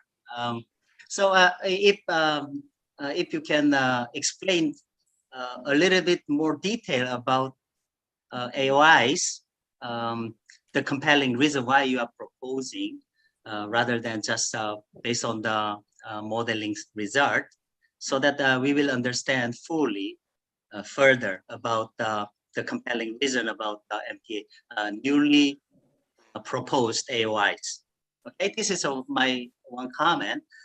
The other comment is sorry, we've only got 5 minutes, so perhaps I might just quickly address that maybe comment. just one question. Okay, I think that Yusuf explained very clearly that the assessment that we did was to look at a regional scale in the ATSI region. Yes. What would an MPA network need to look like to protect biodiversity, address fisheries and climate change? Mm-hmm. And the analysis that we did might have identified some different areas, for example, that had previously been identified in Australia, because we had some new information, for example, on different types of coral reefs, some climate vulnerability and so forth. So it's not surprising any new analysis will always show something different because of the scale and the planning area used and new information. It's not saying that what was done before was wrong. It's just saying now we have some new information, and if we look at it at the scale of the ATSI region rather than at Australia's waters, some other priorities might turn up. And so Yusuf has identified not only where there might be some areas for consideration by Australia and other countries, but explicitly said this is why, because in our analysis, we might need these areas to get more examples of different sorts of coral habitat and whatever. And I believe he has already explained that quite thoroughly, but we will be happy to explain that in more detail in the report to follow up, if that's helpful. Thank you very much for your explanation. Thank you, Dr. Ellison and Mr. Won Tai-shin. Maybe you can contact and discuss more with Dr. Ellison and Mr. Yusuf later through email or other media. So now I would like to give the last opportunity to Dr. Nora Ibrahim from the Regional Secretariat of CTI-CFF.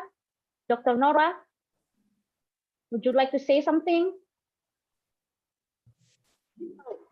Thank you very much. Okay.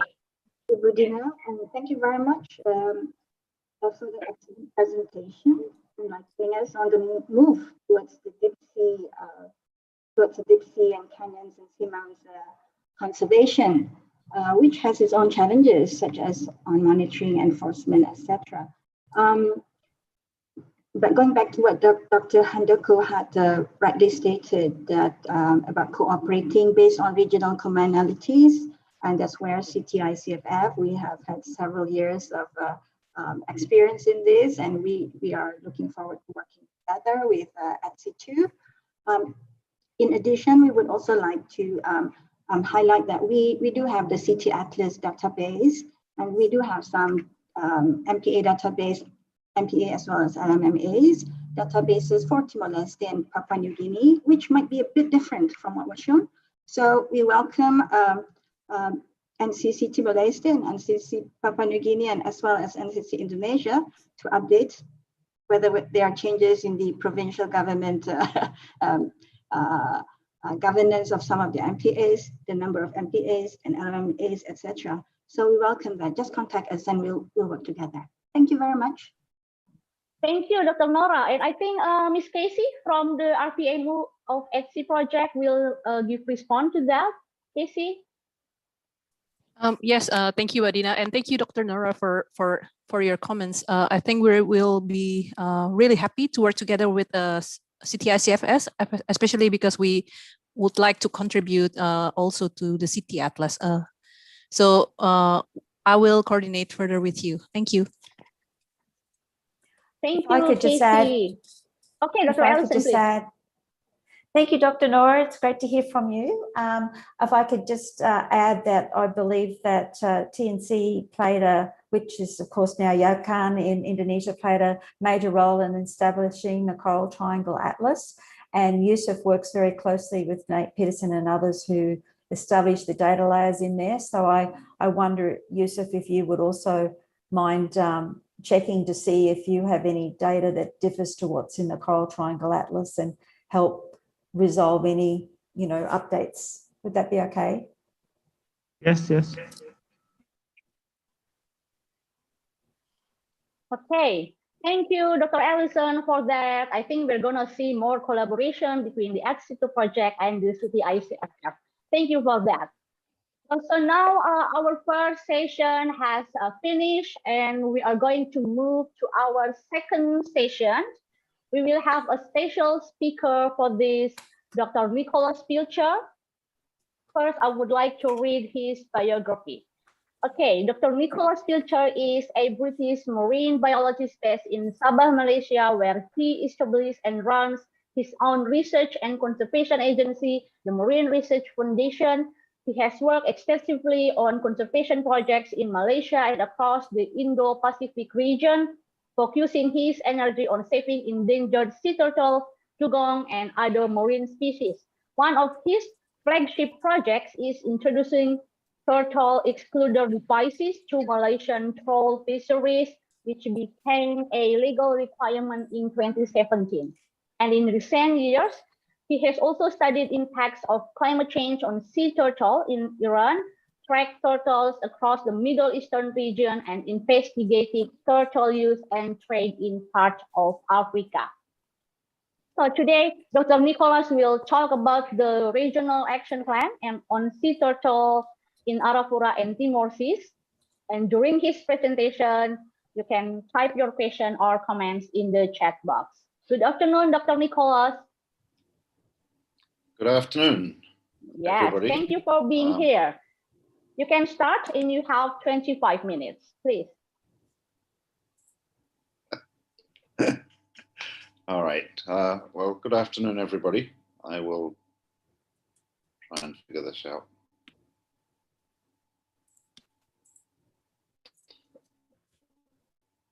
All right. Well, given there are 25 minutes, I'm going to get straight into this. So the regional action plan that is on the table at the moment for consideration is based on the findings of a status report that I was asked to prepare as a precursor to the development of this regional action plan. And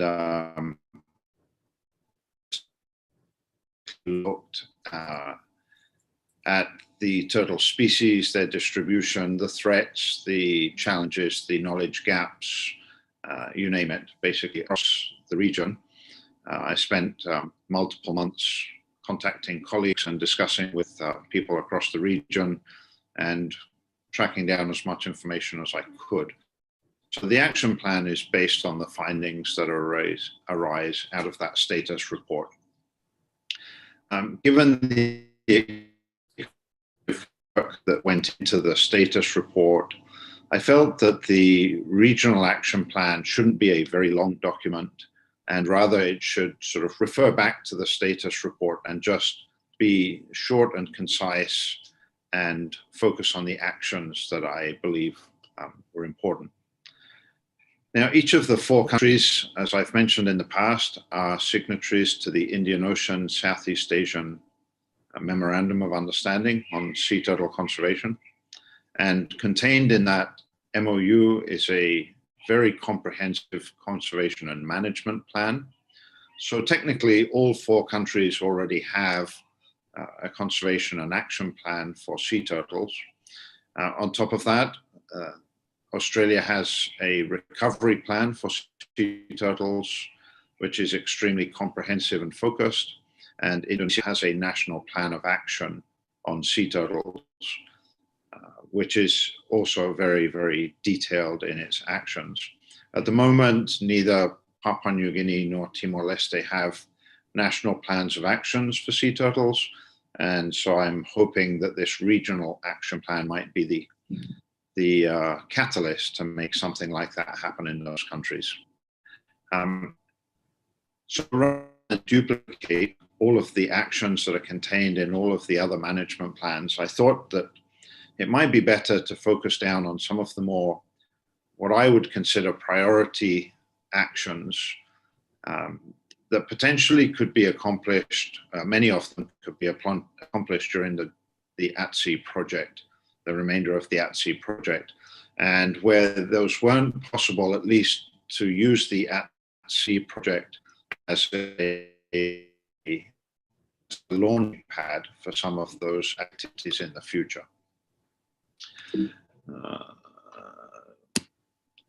So there were originally 7 themes that covered the key activities, and I had an optional 8th. And during the national consultations, it was suggested that the 8th theme, which was related to developing a funding strategy, was actually a very important one.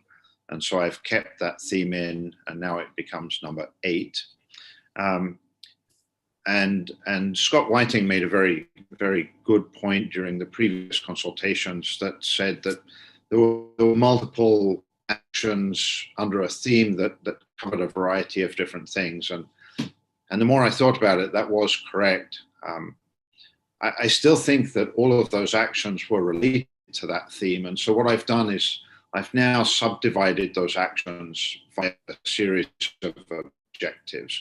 So I've made the theme a slightly more overarching one, and then within that theme there are a series of objectives, and then each objective has 1 or more actions. And I'm confident that if the majority of these actions were implemented, it would result very clearly in an improved conservation status for sea turtles at a regional level.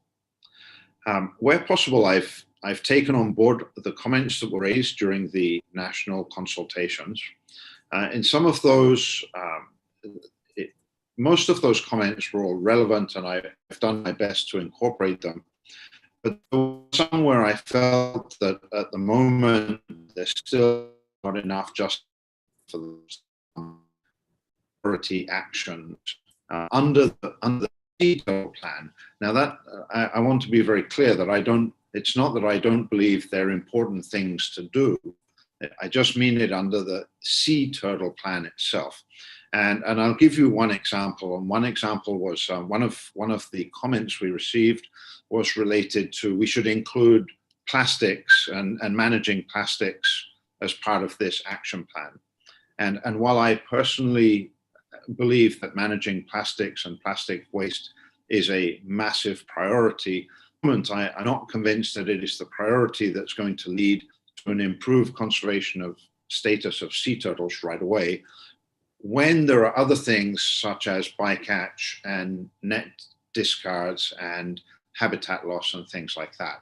So I've just tried to prioritize this as much as I can, and I've tried to take on as much of the feedback as I can. I've also been very realistic about the fact that different countries have different capacities, different resources, and potentially work on different timeframes to get certain things done. So as I go through this, hopefully those things will come out.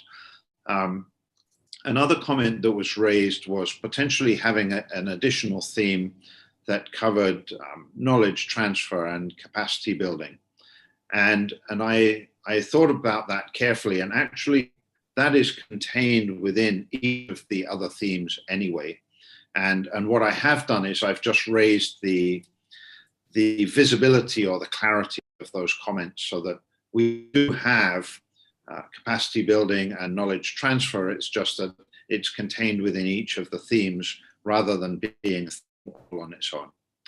And finally, I want to point out that at the moment, until we get final sign-off from each of the countries, these are still just thoughts of mine, and they don't at all indicate that this is what the countries are committed to. It's just something that's now on the table for consideration.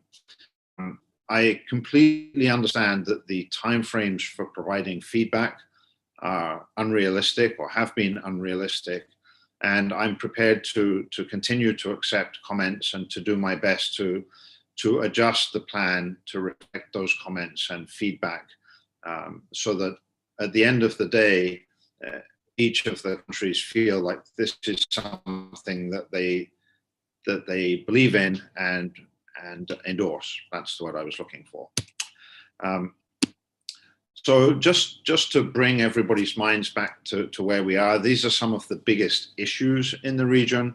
We have bycatch, less so in Australia, where there are already bycatch management programs, but bycatch continues to occur in fisheries other than trawl fisheries.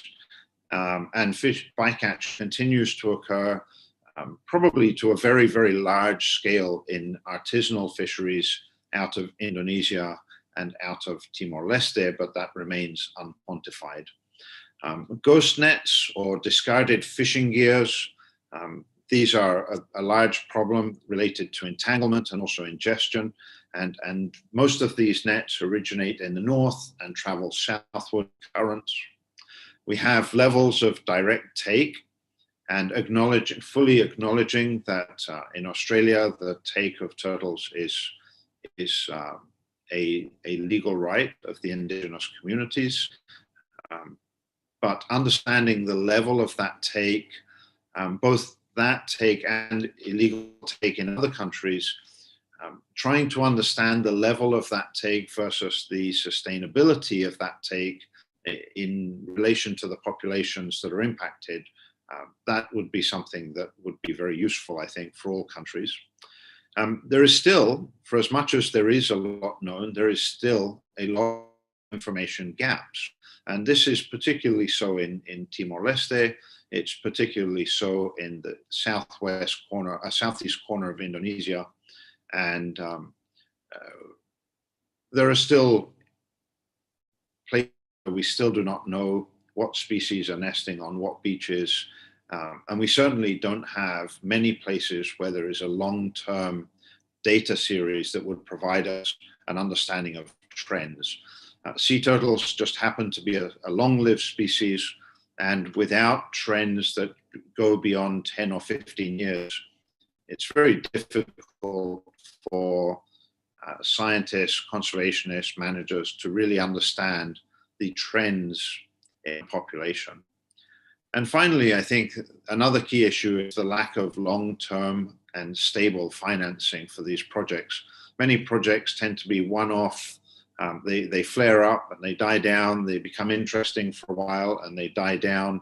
A lot of them are NGO driven. And so for as long as it's an interest of that NGO at the time, then it's fine and funding becomes available. But then funding disappears and some of those things fall apart.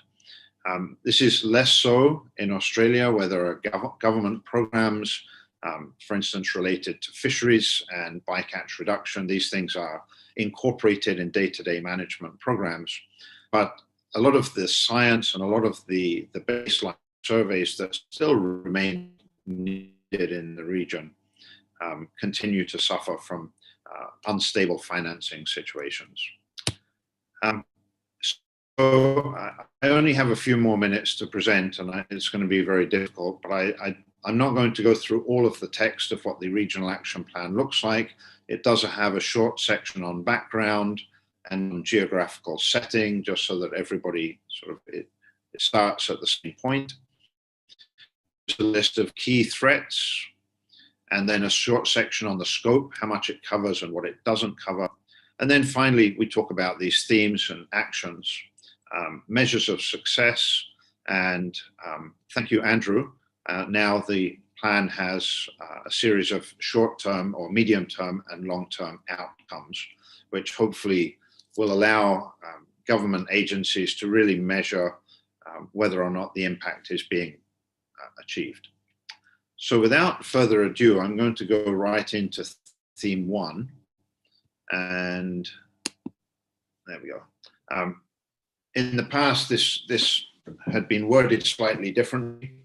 but I've reworded it, and I think it's just strengthening indigenous community contributions to sea turtle management. Part of that is through on-country management. Part of that is through capacity building, providing additional training, and part of that is through research and having different communities and different groups involved in assisting with that research. As we go through each of these themes, there are some country flags at the top, which try and focus down the priority on which country we're talking about. There is a series of species across the top as well. So which species would be impacted by actions under this theme? And then the color-coded bars running from top to bottom really are looking at time frames. So the cream-colored ones are about 1 to 2 years. The orange ones are 2 to 3, potentially 4 years. And the darker red ones are potentially longer, 4, 5, 6 year programs. And just simply, these are my assumption. And as I mentioned earlier, each country has different abilities and different timeframes in which they might work. And so some of these colors might not be as realistic. And these are the sorts of feedback that would be very, very welcome. So I'm not sure if people would like me to read these out one by one, or would you like me to just keep quiet for a minute and let you read? You can mention the highlights maybe. Well, they're all highlights. Okay. So the wording in these has not changed dramatically. No, sorry, the wording has not changed in a big way in terms of the individual actions. Some of them have been split because some of them related to a management action and also a knowledge action. And so I've tried to split those up slightly. And some of them overlap with existing, like for instance, implementing predator control measures to protect egg clutches. The wording is nearly identical to the Australia recovery plan, simply because this is exactly what needs to happen. I think that as it stands, what needs to happen is for people to be able to take these home and read them carefully and figure out whether there are additional actions that need to be added to these under this priority theme, or whether or not there are actions that should be removed. Potentially, I'll just skip to the next slide because somehow, no. So each of the themes has a rationale section. It's just a very brief summary as to why this theme is believed to be important. There is a section on responsible agencies or partner organizations. And on these, I took into account feedback from Indonesia and Timor-Leste on groups that should be involved in these partner organizations or responsible agencies. There is then a section on measures of success. And these are the measures that allow us to determine whether or not we are meeting targets in terms of the actions that are proposed. And where there is red text, it's where I honestly think that this should be something that should come out of each of the governments rather than from myself. How many ranger groups do we feel we could train or should train? How many tissue samples for genetic analysis might be realistic? That sort of thing. So I believe that these areas with red really should be completed and returned to me by each of the governments. And then added to this that weren't in that did not exist in the previous version were a series of immediate outcomes and long-term outcomes. And these are put in there, thanks to the feedback from the government of Australia, that would allow us to determine whether or not, it's not just whether the actions are being implemented, but whether or not those actions are resulting in an enhanced conservation status or recovery of sea turtles. So I think that the best way is for me to just, given that there are 20 minutes to get through this, I think I will introduce each of the 8 themes and then open this up for discussion, but allow everybody to take these back and put more time into reading them carefully and putting some careful thought into those and providing some feedback. So theme 2 addresses turtle bycatch in the Northern Australian fisheries.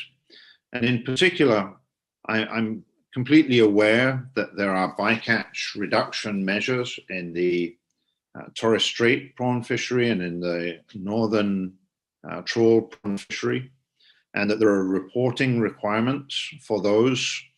I'm also aware that there are programs with commercial fishers to enhance mitigation measures where possible.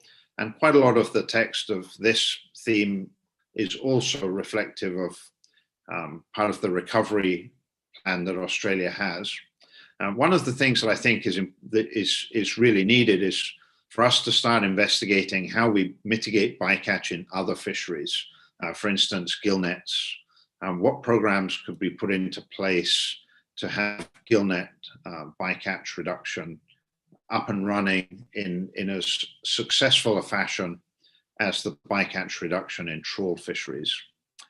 I think, as I mentioned during the national consultation, I think it's also important that we have some sort of a genetic program that allows us to identify which stocks are being impacted by fishery bycatch, because that would allow us to understand in the long run which stocks are being impacted and whether or not certain stocks are being impacted more than others. And I believe the genetic side of this would be a very useful addition to the current ongoing management programs for fisheries in Northern Australia. Looking at responsible parties and partner organizations, again, very much as comes out of the recovery plan for Australia, Fisheries Management Agency, non-government NGOs, the Australian government. Again, there is some red text under the measures of success on what is a realistic target to further reduce bycatch of turtles in the prawn fisheries and increase successful live releases. In terms of outcomes, I think that there is already a lot of involvement of the commercial fisheries in the management and mitigation of turtle fishery interactions, sea turtle and fishery interactions, but it never hurts to increase that, expand that, and continue to get fishing agencies and different fisheries involved, not just the prawn fisheries, which have a very clear management solution. So that was theme 2. Theme 3, now we focus more over on Indonesia, where there is a prawn fishery in the Arafurati that has been documented to take hundreds and potentially thousands of sea turtles every year as bycatch. There is a requirement for this fishery to use turtle excluder devices, but many reports I've read indicate that the compliance with that use isn't necessarily the best. And the fishery coverage that has been put onto those vessels has shown that sea turtles continue to be landed and not necessarily released alive. So I think the management of sea turtle bycatch in that prawn fishery could potentially be one of the largest contributions Indonesia could make to the recovery and the long-term success of sea turtle populations in the Arafura Timor Seas. Now that's not to mention that there aren't other actions Indonesia could be taking, but I think as one of the biggest priorities, if there was a way to address sea turtle bycatch in this prawn fishery, we would be making a massive, massive forward step in enhancing sea turtle conservation in this region. Again, moving on to parties that should be involved, the Director General of Capture Fisheries, which was pointed out by our Indonesian colleagues' feedback, private companies, NGOs, and even regional organizations such as CFDEC.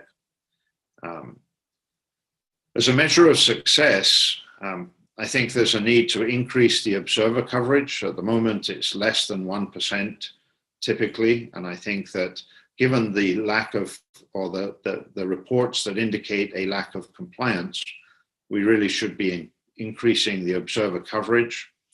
And also, I think that there's a need to make sure TEDs are being used.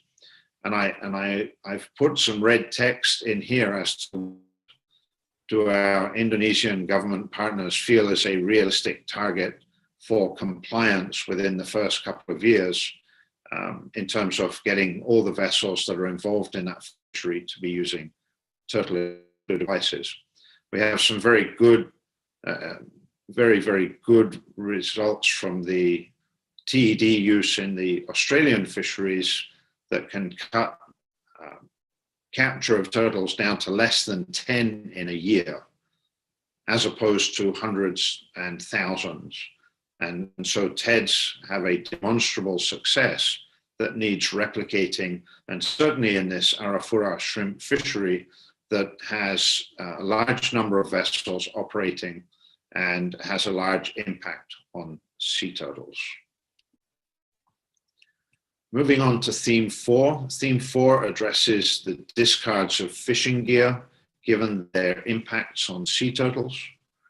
And within this theme, of course, there is knowledge transfer, as I mentioned, develop partnerships with research agencies, develop knowledge sharing, capacity building programs to enable countries to implement programs that reduce discards of fishing gear or report fishing gear. So I completely take on board the comments about needing these capacity building sections. And then there is also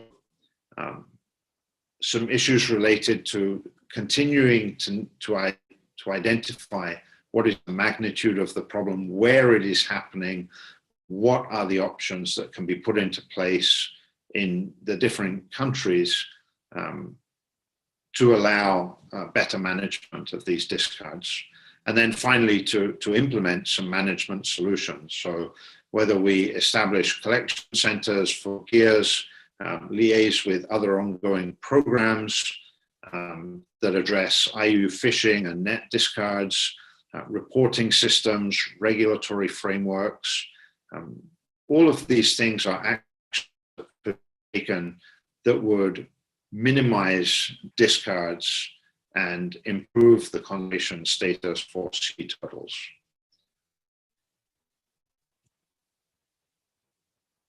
So in terms of responsible agencies, I think it's all governments involved, and also within Australia, both state and territory governments, fishers, fishery cooperatives, and I probably should have added NGOs and other relevant agencies, given the role that they've played in managing, and also the ranger groups in Northern Australia, sorry for my omission, but they have played a very big role in removing these nets over the years so that they don't continue to fish and impact sea turtles. So I will add those agencies into the responsible agencies here. Moving on to theme 5, deals with enhanced conservation of sea turtles in Timor-Leste. And here, of course, again, the need to provide training as appropriate or capacity building so that we can collect the right data and inform on long-term trends.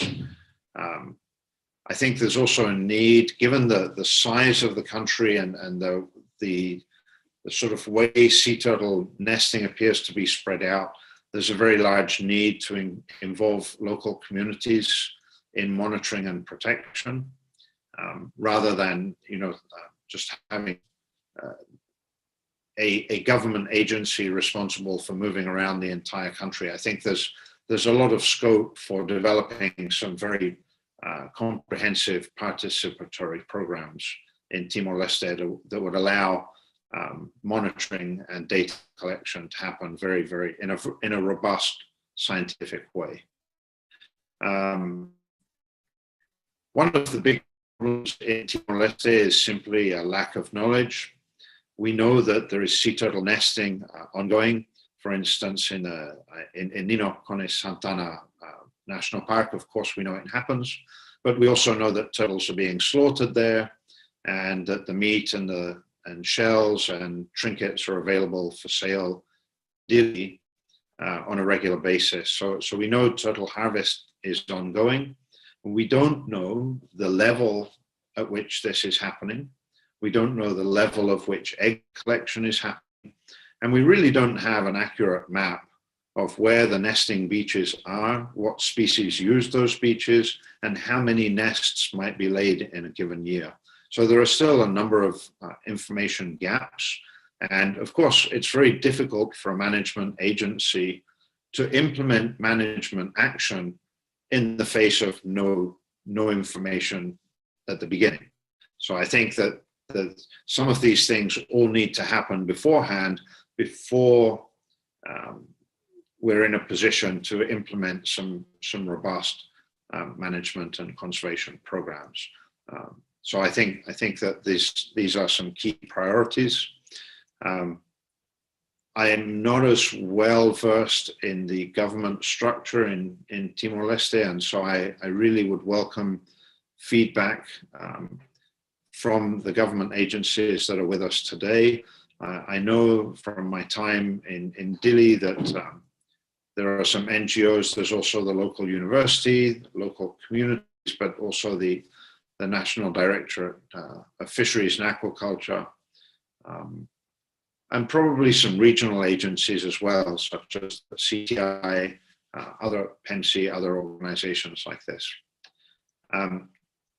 Again, it would be very useful for me to get feedback from the government representatives on what are realistic targets for a reduction in the number of eggs and turtles that get taken, and potentially also what is a realistic reduction in bycatch in community, local artisanal fisheries, so that those could be put in there and give the government at least a target to aim towards in the coming years.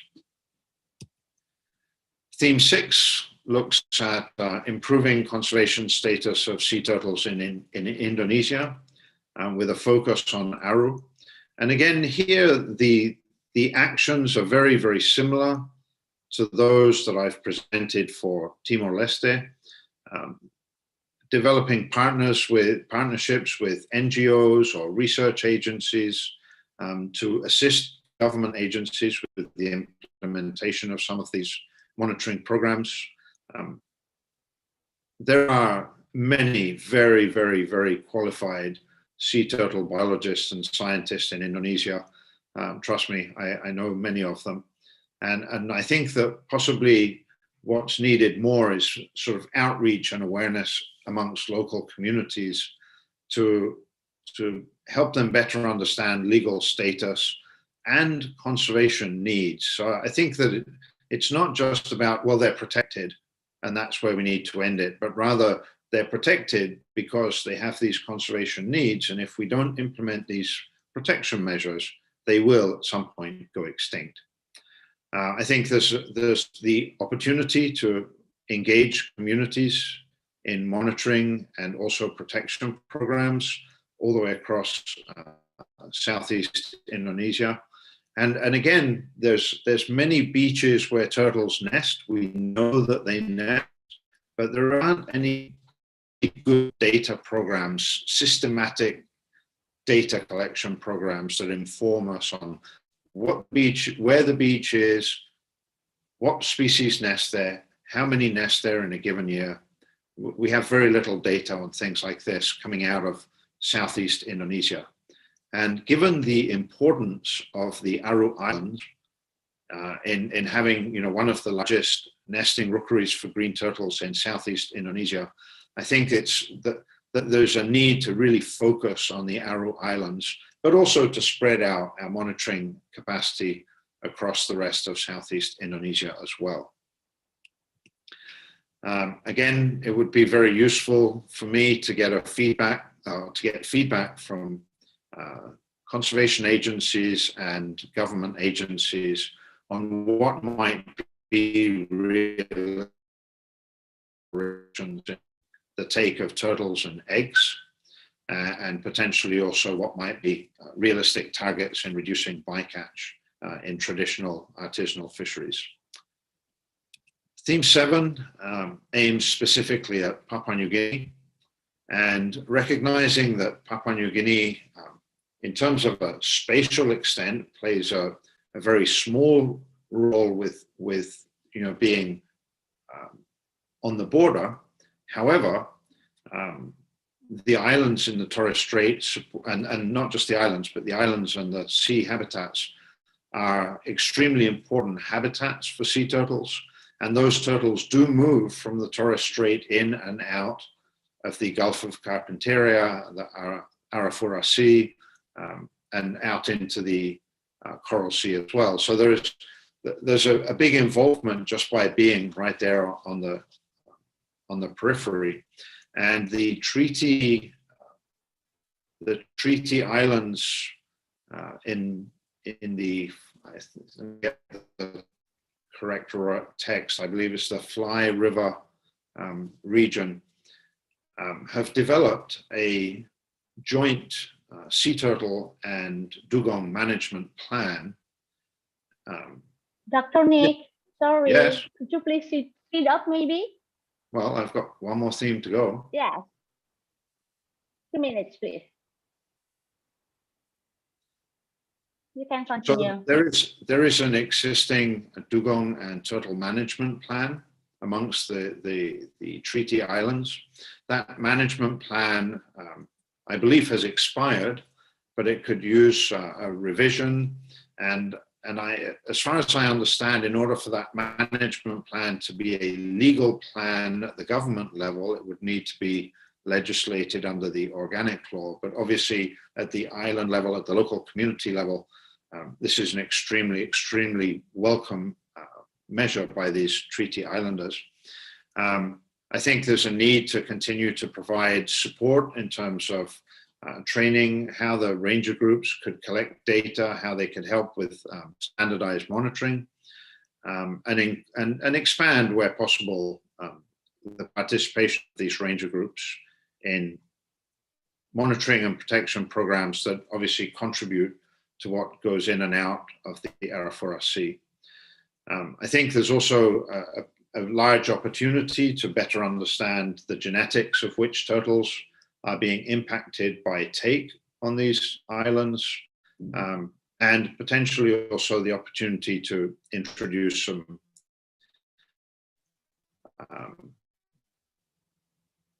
both some Western science into the traditional management and data collection, but also all of the traditional knowledge into our better understanding of what's happening at a regional level.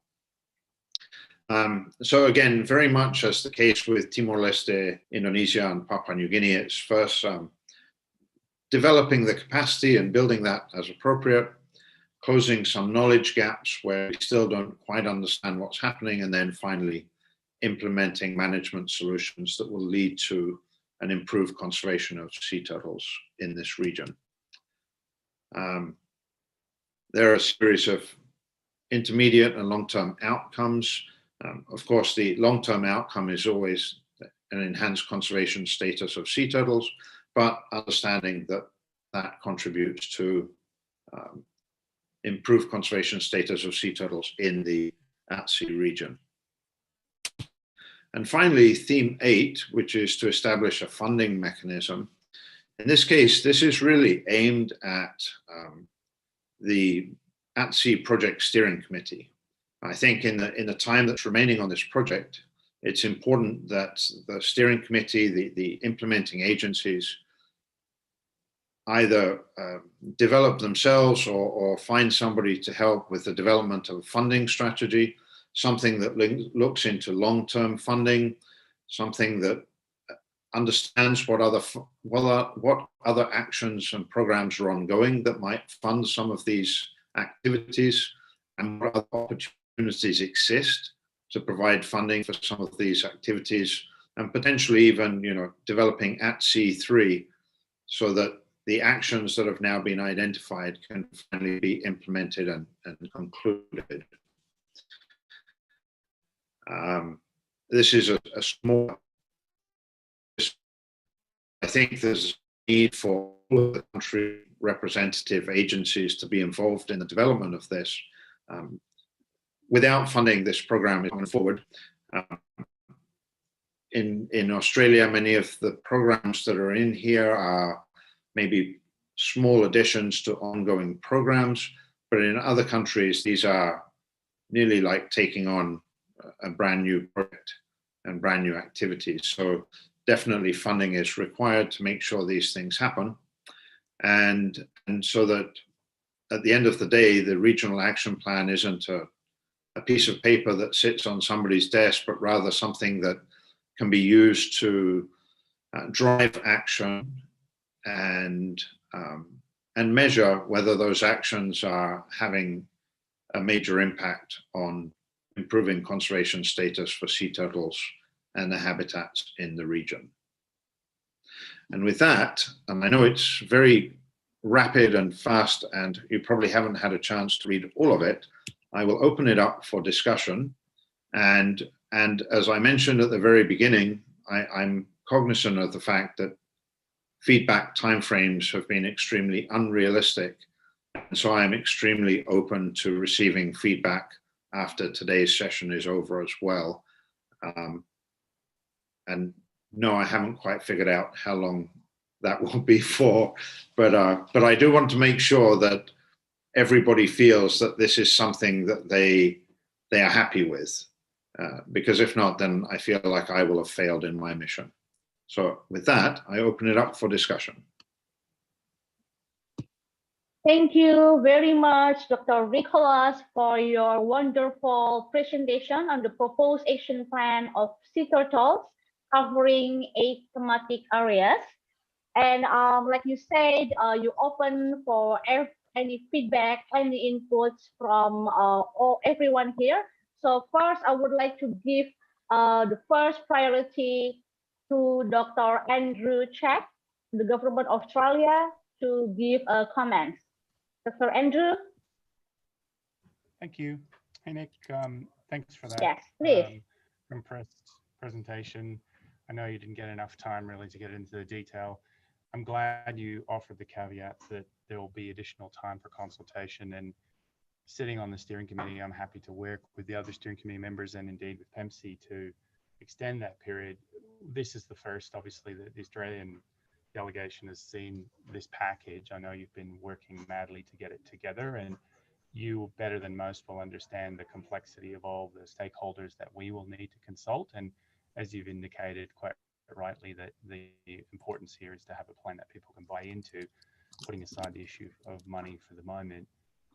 That consultation shouldn't be foreshortened, and I know you're not trying to do that by any deadlines that have been built into the project document and stuff. So from our point of view, we'll be working with our colleagues and the steering committee and UNDP if necessary, and PEMC to make sure there's adequate time for consultation. Certainly Australia will want significant time to be able to go through the document you've presented, and I thank you for that work. And that doesn't really require a response unless you want one, but that's just my observation. Thanks. Yes, thank you, Andrew. And I do apologize for not being able to provide you with something, a lot earlier for you to review. And particularly in your case, where you've got Commonwealth, state, territory governments, and also indigenous groups, and AFMA, so many different agencies that need to be consulted with, and the same happens in the other countries. And so I take this on board. I haven't actually set a time frame that says, right, I'm not listening to anybody after this date. Just that would be unfair on everybody. And obviously we can't let it go on for another year, but I can't let it go on for just a week or two, because I know that that's not realistic either. So without putting a time frame to it, let me just say that I'm open to continually refine this as and how we get feedback from your side. And I rely on you and others on the steering committee to decide at what point enough is enough, and we will go with what we have. So from my side, I'm committed to continue to work on this for you. Thanks, Nick. Appreciate it. Thank you, Dr. Andrew and Dr. Nicholas. And now I would like to move on to our colleagues from Timor-Leste. Maybe Director Celestino or Director Horacio is still here. Yes. Okay, yeah, please. yes, we're still here. Okay. Please start.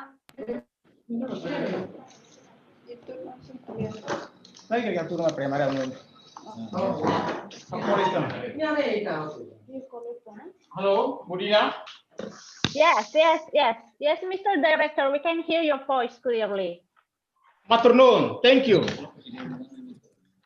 Yeah, Budina, first of all, we are very appreciative for Dr. Nicholas' presentations. And I think he raised a lot of information, particularly for the title issues here. For information, for Dr. Nicholas' information, that so far we have leading agencies that are working on these projects. We call it Conservation International of Timor-Leste. So all these activities since 2019 until this year, they have more focus on the western part of the area that close to the Indonesia boundaries. So they have some specific programs on the area, especially for the nesting areas, as well as the distribution of the turtle itself. I think Dr. Nicholas maybe can have some information regarding, he needed some feedback from our part. I think we will link him to the Conservation International to provide some of the data that clear of the pressure of the activity that so far they have done. I think that's all. Thank you. Thank you, Mr. Director. Nick, would you like to respond to that? Yes, thank you, sir. And I'm well aware that CI have been working on this. And just to let you know that I have spent about 4 months reaching out to CI and asking them to help provide additional resources or feedback or any knowledge. We've had emails, I can't tell you how many, but they just have not shared any data at all with us. So I would be extremely grateful if you could request CI to provide feedback into this. I guess my one comment would be, does that change any of the actions that are specified in this plan? Is that, or is that something that potentially you require a little bit more time? So yes, I know CI have some data, but this data is not public. And does the data that they have change anything that I have put down in the plan? Mr. Director, would you like to respond to that? Dina? Hello, Budina. Yes. So Dr. Nicholas asked if any data from CI will change the proposed action plan that he already presented. Do you know? Do you have any idea about that? So far, we don't have any information regarding what raised by Dr. Nicholas here. But I think we will check it with the CI soon, maybe sometime next week. And then we will, at least to be better, maybe Dr. Nicholas can send an email to us and then forward his message to Mr. Anselmo. He's one of the Timorese local scientists that working for CI. I hope that maybe sometime next week they can have communications, how to figure out or find out this information and then provide clear information regarding with the idea from Dr. Nicholas. I think that's all. Thank you. Okay, and I think Pak Handoko have something to say. Yeah, thank you, Dina. Okay. Yeah, Director Horacio, I think, yes, actually, based on our communication with Nick, actually, we really sent a formal letter to CI Timor-Leste to request the data sharing, or maybe need to sign a data sharing agreement and so on. So we'll be very happy if Director Horacio can help us to collect the data from CI Timor-Leste. And then I saw here Professor Karen also mentioned about maybe we can connect with Dr. Kiki Dekmer, yeah. Maybe they have also another data on the Timor-Leste. Thank you, Dina. Okay, thank you, Pak Handoko. So maybe later after this, Dr. Nicholas, along with the XC team, will continue to coordinate with colleagues from Timor-Leste to get the required data from CI with the help of Timor-Leste colleagues. Okay, thank you. And now I would like to go to colleagues from Indonesia. There is Pak Joko from Ministry of Finance Indonesia who would like to give short comments. Please, Pak. Yeah, thank you, Ibu Dia Matur Nuwun. I don't know who will be answering this question, but perhaps Pak Dr. Nicholas or Dr. Handoko. But my short comment related with the budgeting system. So my question is, because I'm really concerned about the gap among the member, yeah, Australia, Indonesia, Timor-Leste, and Papua New Guinea. So is it possible if one country will give like cross subsidy to another member country to keep and still maintain the quality of the output under this project? Thank you, Ibu Dina. Okay, so maybe sorry, I didn't quite Dr. understand Nicholas, the would you like to question. say, or Pak Handoko?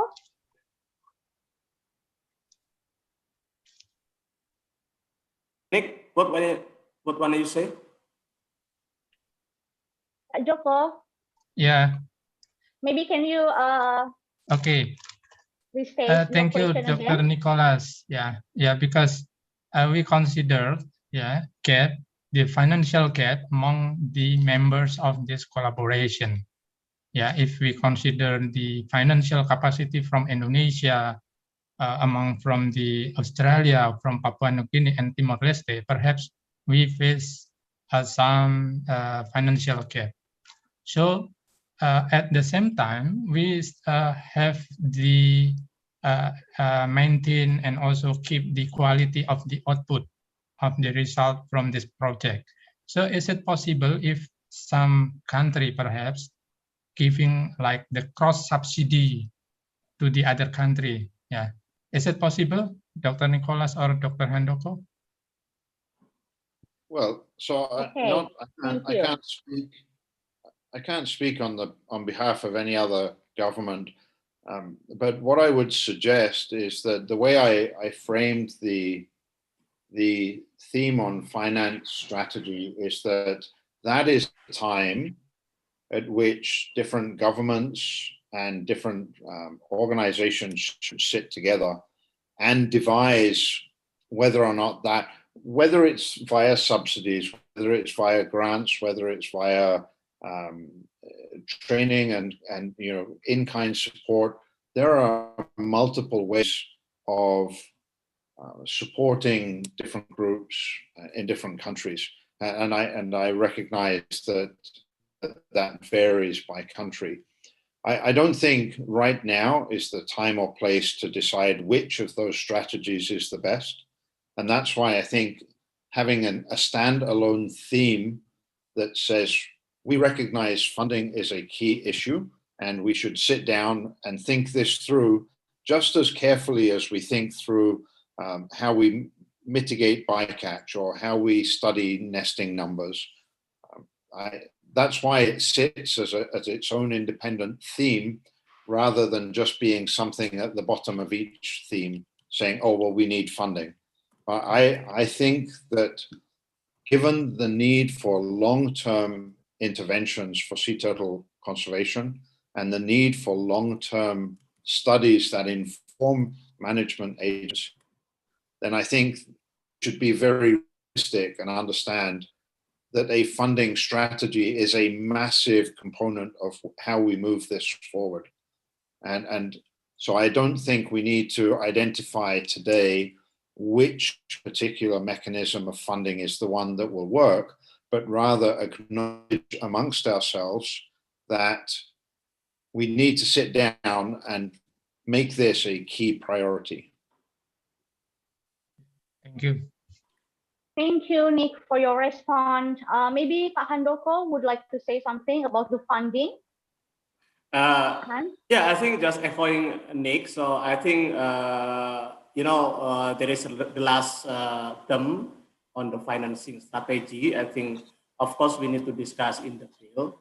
But then, yeah, Mas Joko, as from the Ministry of Finance, maybe more familiar on this policy related to Indonesia.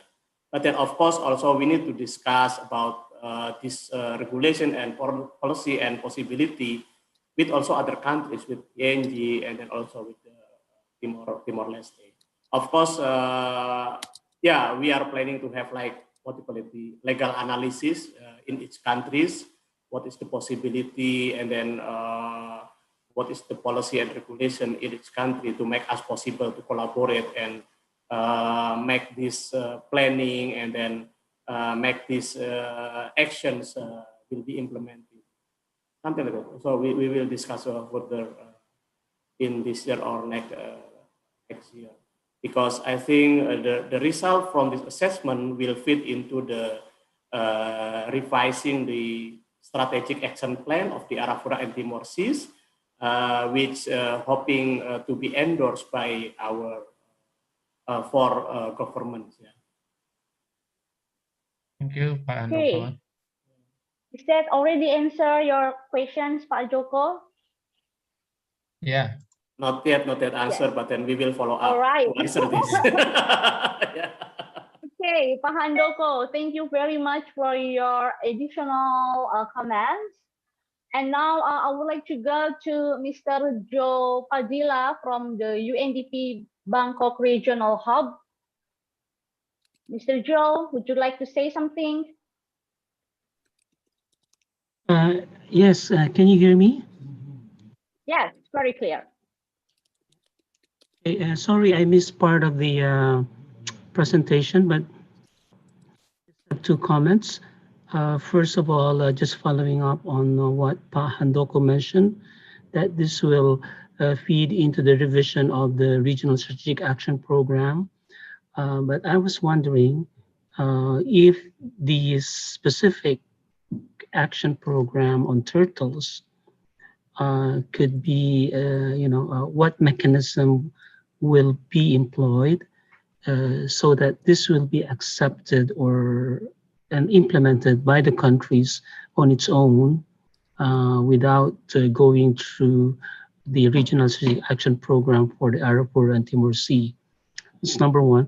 Number two, this is a clarification. It may have been presented already while during the time that I missed. I was offline. I was wondering if the turtles of interest, species of turtles of interest in this strategic action program are limited in their migratory patterns within the Arafura Sea, or is it in a broader area that, which would mean that, you know, we need to consider other areas aside from the Arafura and Timor Sea? Over. Yes, thank you for those. So I'll get to the first question first. The way the plan was put together is that there are 8 themes.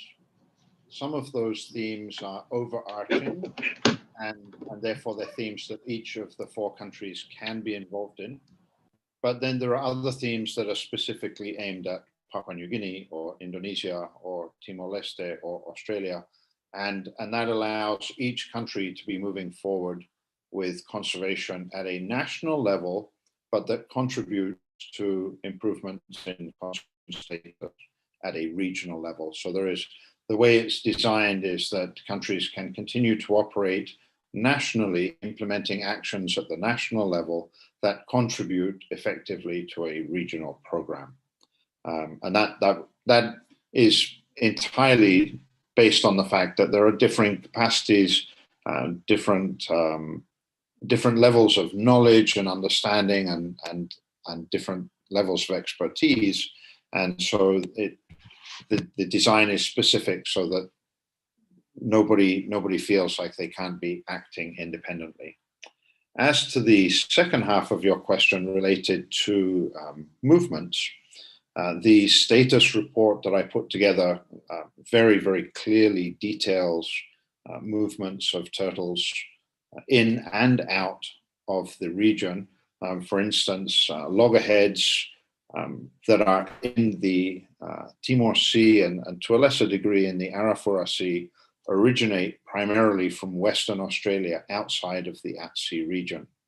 The leatherback turtles that are moving through the region, there are a small number of leatherback nesters in Northern Australia, but there is a much larger nesting rookery in West Papua, Indonesia that contributes turtles that migrate around and down into the Arafura Sea. There is heavy movement of turtles in and out of this region. And for that reason, in many of these country-specific actions, I have suggested that we really start to better understand the genetics of the turtles that are being impacted, whether they're being taken in fisheries bycatch, whether they're being taken as a legal take, or whether they're being entrained in fishing gear. The more we understand about which populations are being impacted, the better we will understand whether or not those impacts are still restricted to this smaller region, or whether we are having an impact on populations that are much further outside and potentially in a very bad situation. The leatherback turtle is a very good example. Okay, thank you, Dr. Nicholas, for your response. And now I think I'm gonna go to Timor-Leste colleagues again. We have Mr. Alexo Amaral who would like to say something. Mr. Alexo. Thank you inviting me for second time. Well, just quick comment that in Timor-Leste, fisheries law totally banned or prohibited operating trawl. So it's based on our fisheries law. And second, zero plastic policy, coordinating or led by environmental. Well, related to this comment, I think more potential problem harmful to sea turtle, like I agree that ghost net, but down to our situation for Timor-Leste, probably, or according to my perspective, that the plastic and community or people themselves. So how through this project related to the people killing turtle for the sales and eating the eggs. Two things probably through this planning can be done, like alternative livelihood for them and awareness for the people not to kill the turtle. And second, my simple question is, which one more harmful, whether ghost net or plastic? Dr. Nicholas, thank you. Back to you. Yeah, that's a really good question. And let me go to the first half of your question, which relates to impacts of trawl fishing versus those of egg collection and impacts people might be having.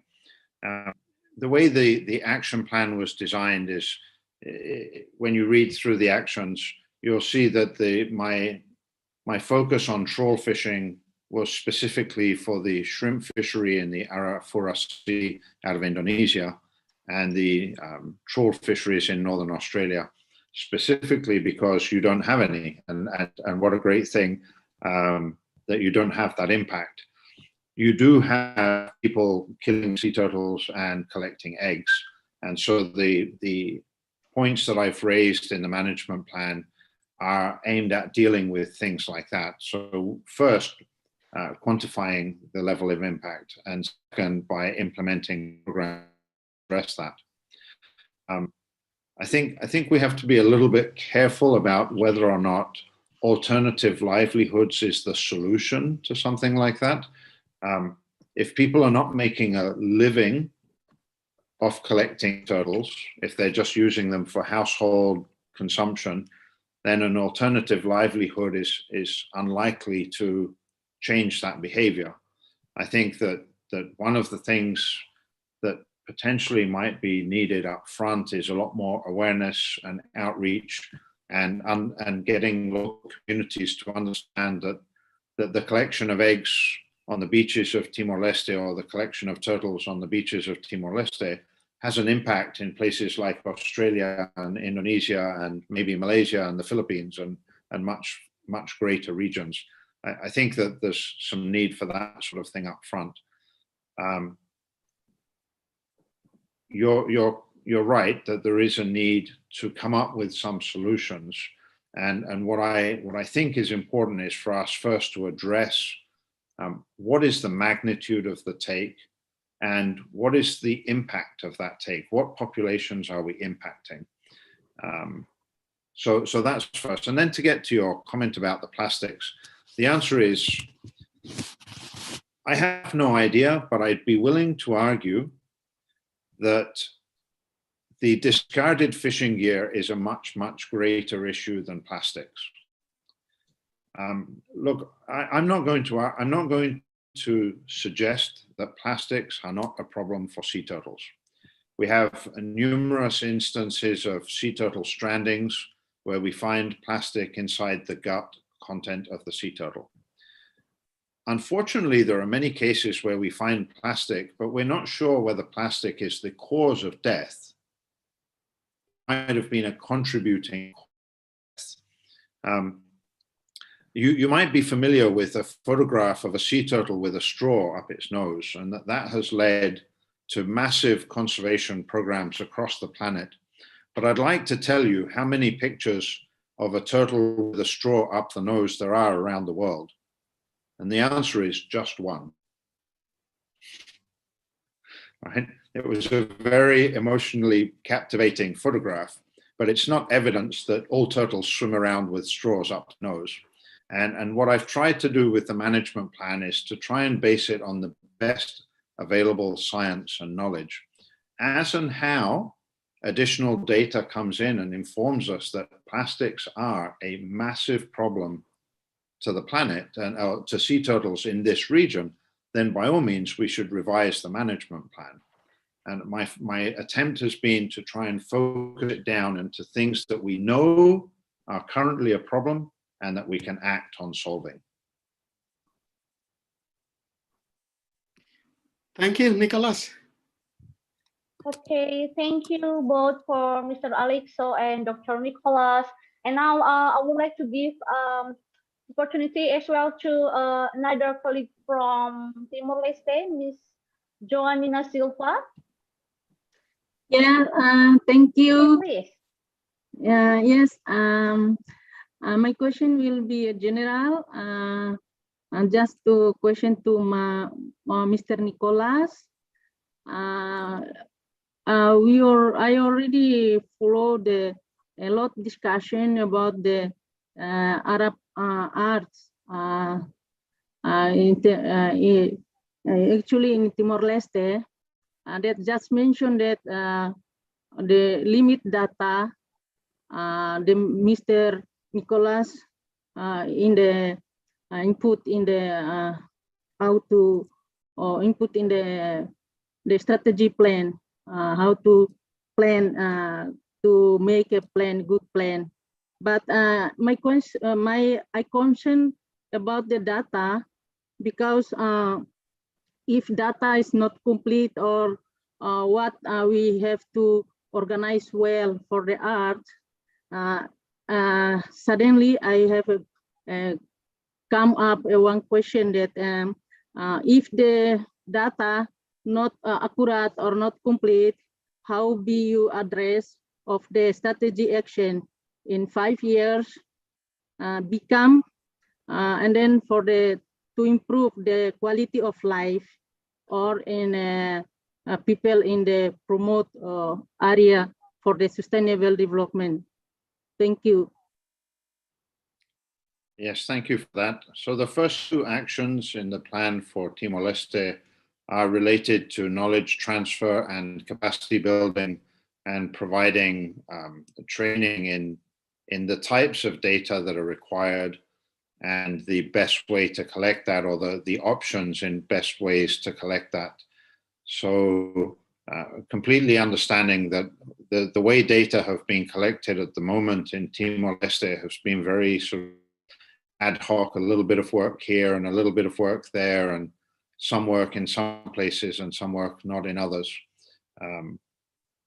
And another big problem that I'm coming to learn from Timor-Leste is that apparently data is available but not being, or data has been collected but it's not being made available. And so for someone in my position, if data is not being made available, then that's the same thing as data doesn't exist. Because if it's locked away in somebody's cupboard and nobody can read it, and it's not helping with management and conservation of sea turtles. So I do understand that there is still a big lack of data, big knowledge gaps, and I recognize that there is a need for providing training and providing a better understanding of what data is required to lead into management programs. And so hopefully that will help address that in the short term.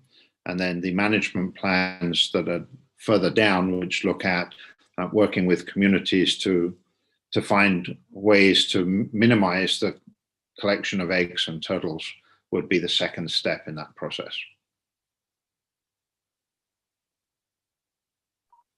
Okay, thank you, Nicholas, for that response. And now, because actually we're already behind our schedule, but I would like to ask Mr. Ken from Papua New Guinea for the last question or comments. Please, Mr. Ken. Hi, thank you for giving me the last opportunity. It will be a quick one. My question is, will the action plan consider recommendations for integrating with other conservation projects like the MPA we discussed earlier?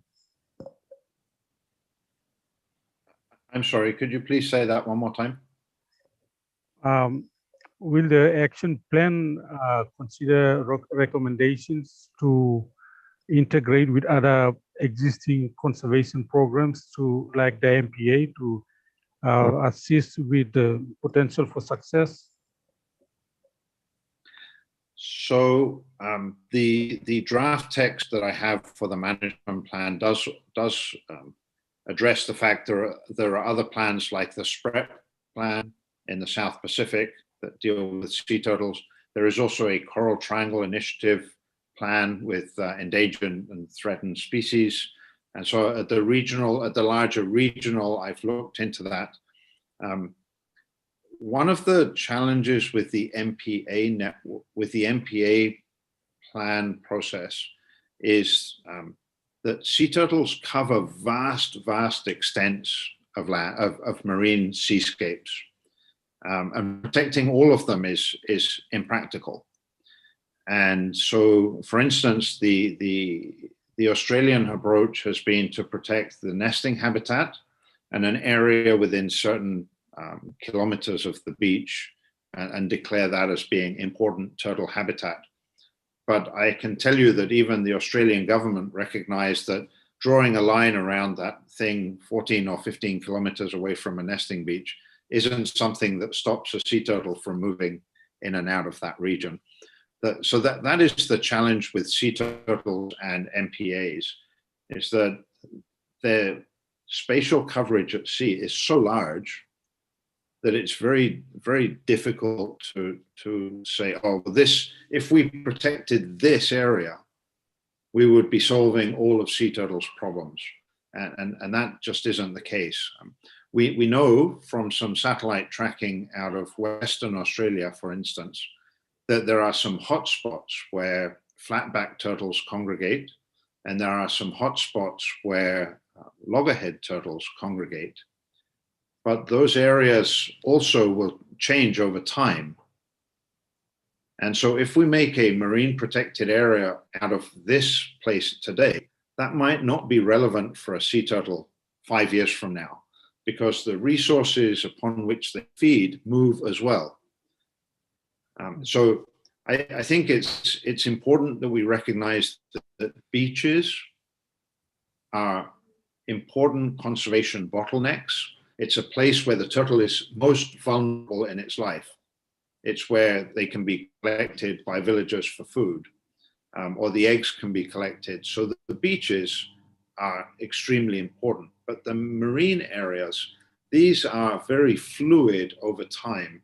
And I think it's a bit unrealistic to define boundaries for a protected area based upon sea turtle use that might change from year to year. Okay. Thank you. Okay, thank you for your clear answers to that, Dr. Nicholas, and thank you again to Mr. Khan. So, ladies and gentlemen, I think we already have a very fruitful discussion for about 3 hours. Initially, we would like to have a quiz after this, but unfortunately, we are behind our schedule. So I think I'm just gonna conclude this meeting. Thank you very much to all speakers and everyone who joined us today. Thank you for your active participation, comments, and feedback. This will be very useful for the team to improve all documents we have discussed today. You can still access these documents by downloading in the Google Drive link shared in the chat box. And for those who still want to give feedback, you can send it to the email listed in the chat box by April 7th. So you still have 1 week to submit your feedback. And I can conclude that the objectives of today's consultation have been accomplished. And I hope that this consultation can contribute to achieve our goals to promote conservation and sustainable management of marine ecosystems in Arafura and Timor-Leste. It's been my pleasure to hosting today's event. Thank you again. I'll see you again next time. I wish you all a very good day. Thank you very much. Terima kasih. Obrigado. Thank you all. Bye-bye. Thank you. Terima kasih. Bye-bye. Thank you. Terima kasih. Bye-bye. Obrigado. Thank you all. Obrigado. Terima kasih. Terima kasih. Obrigado.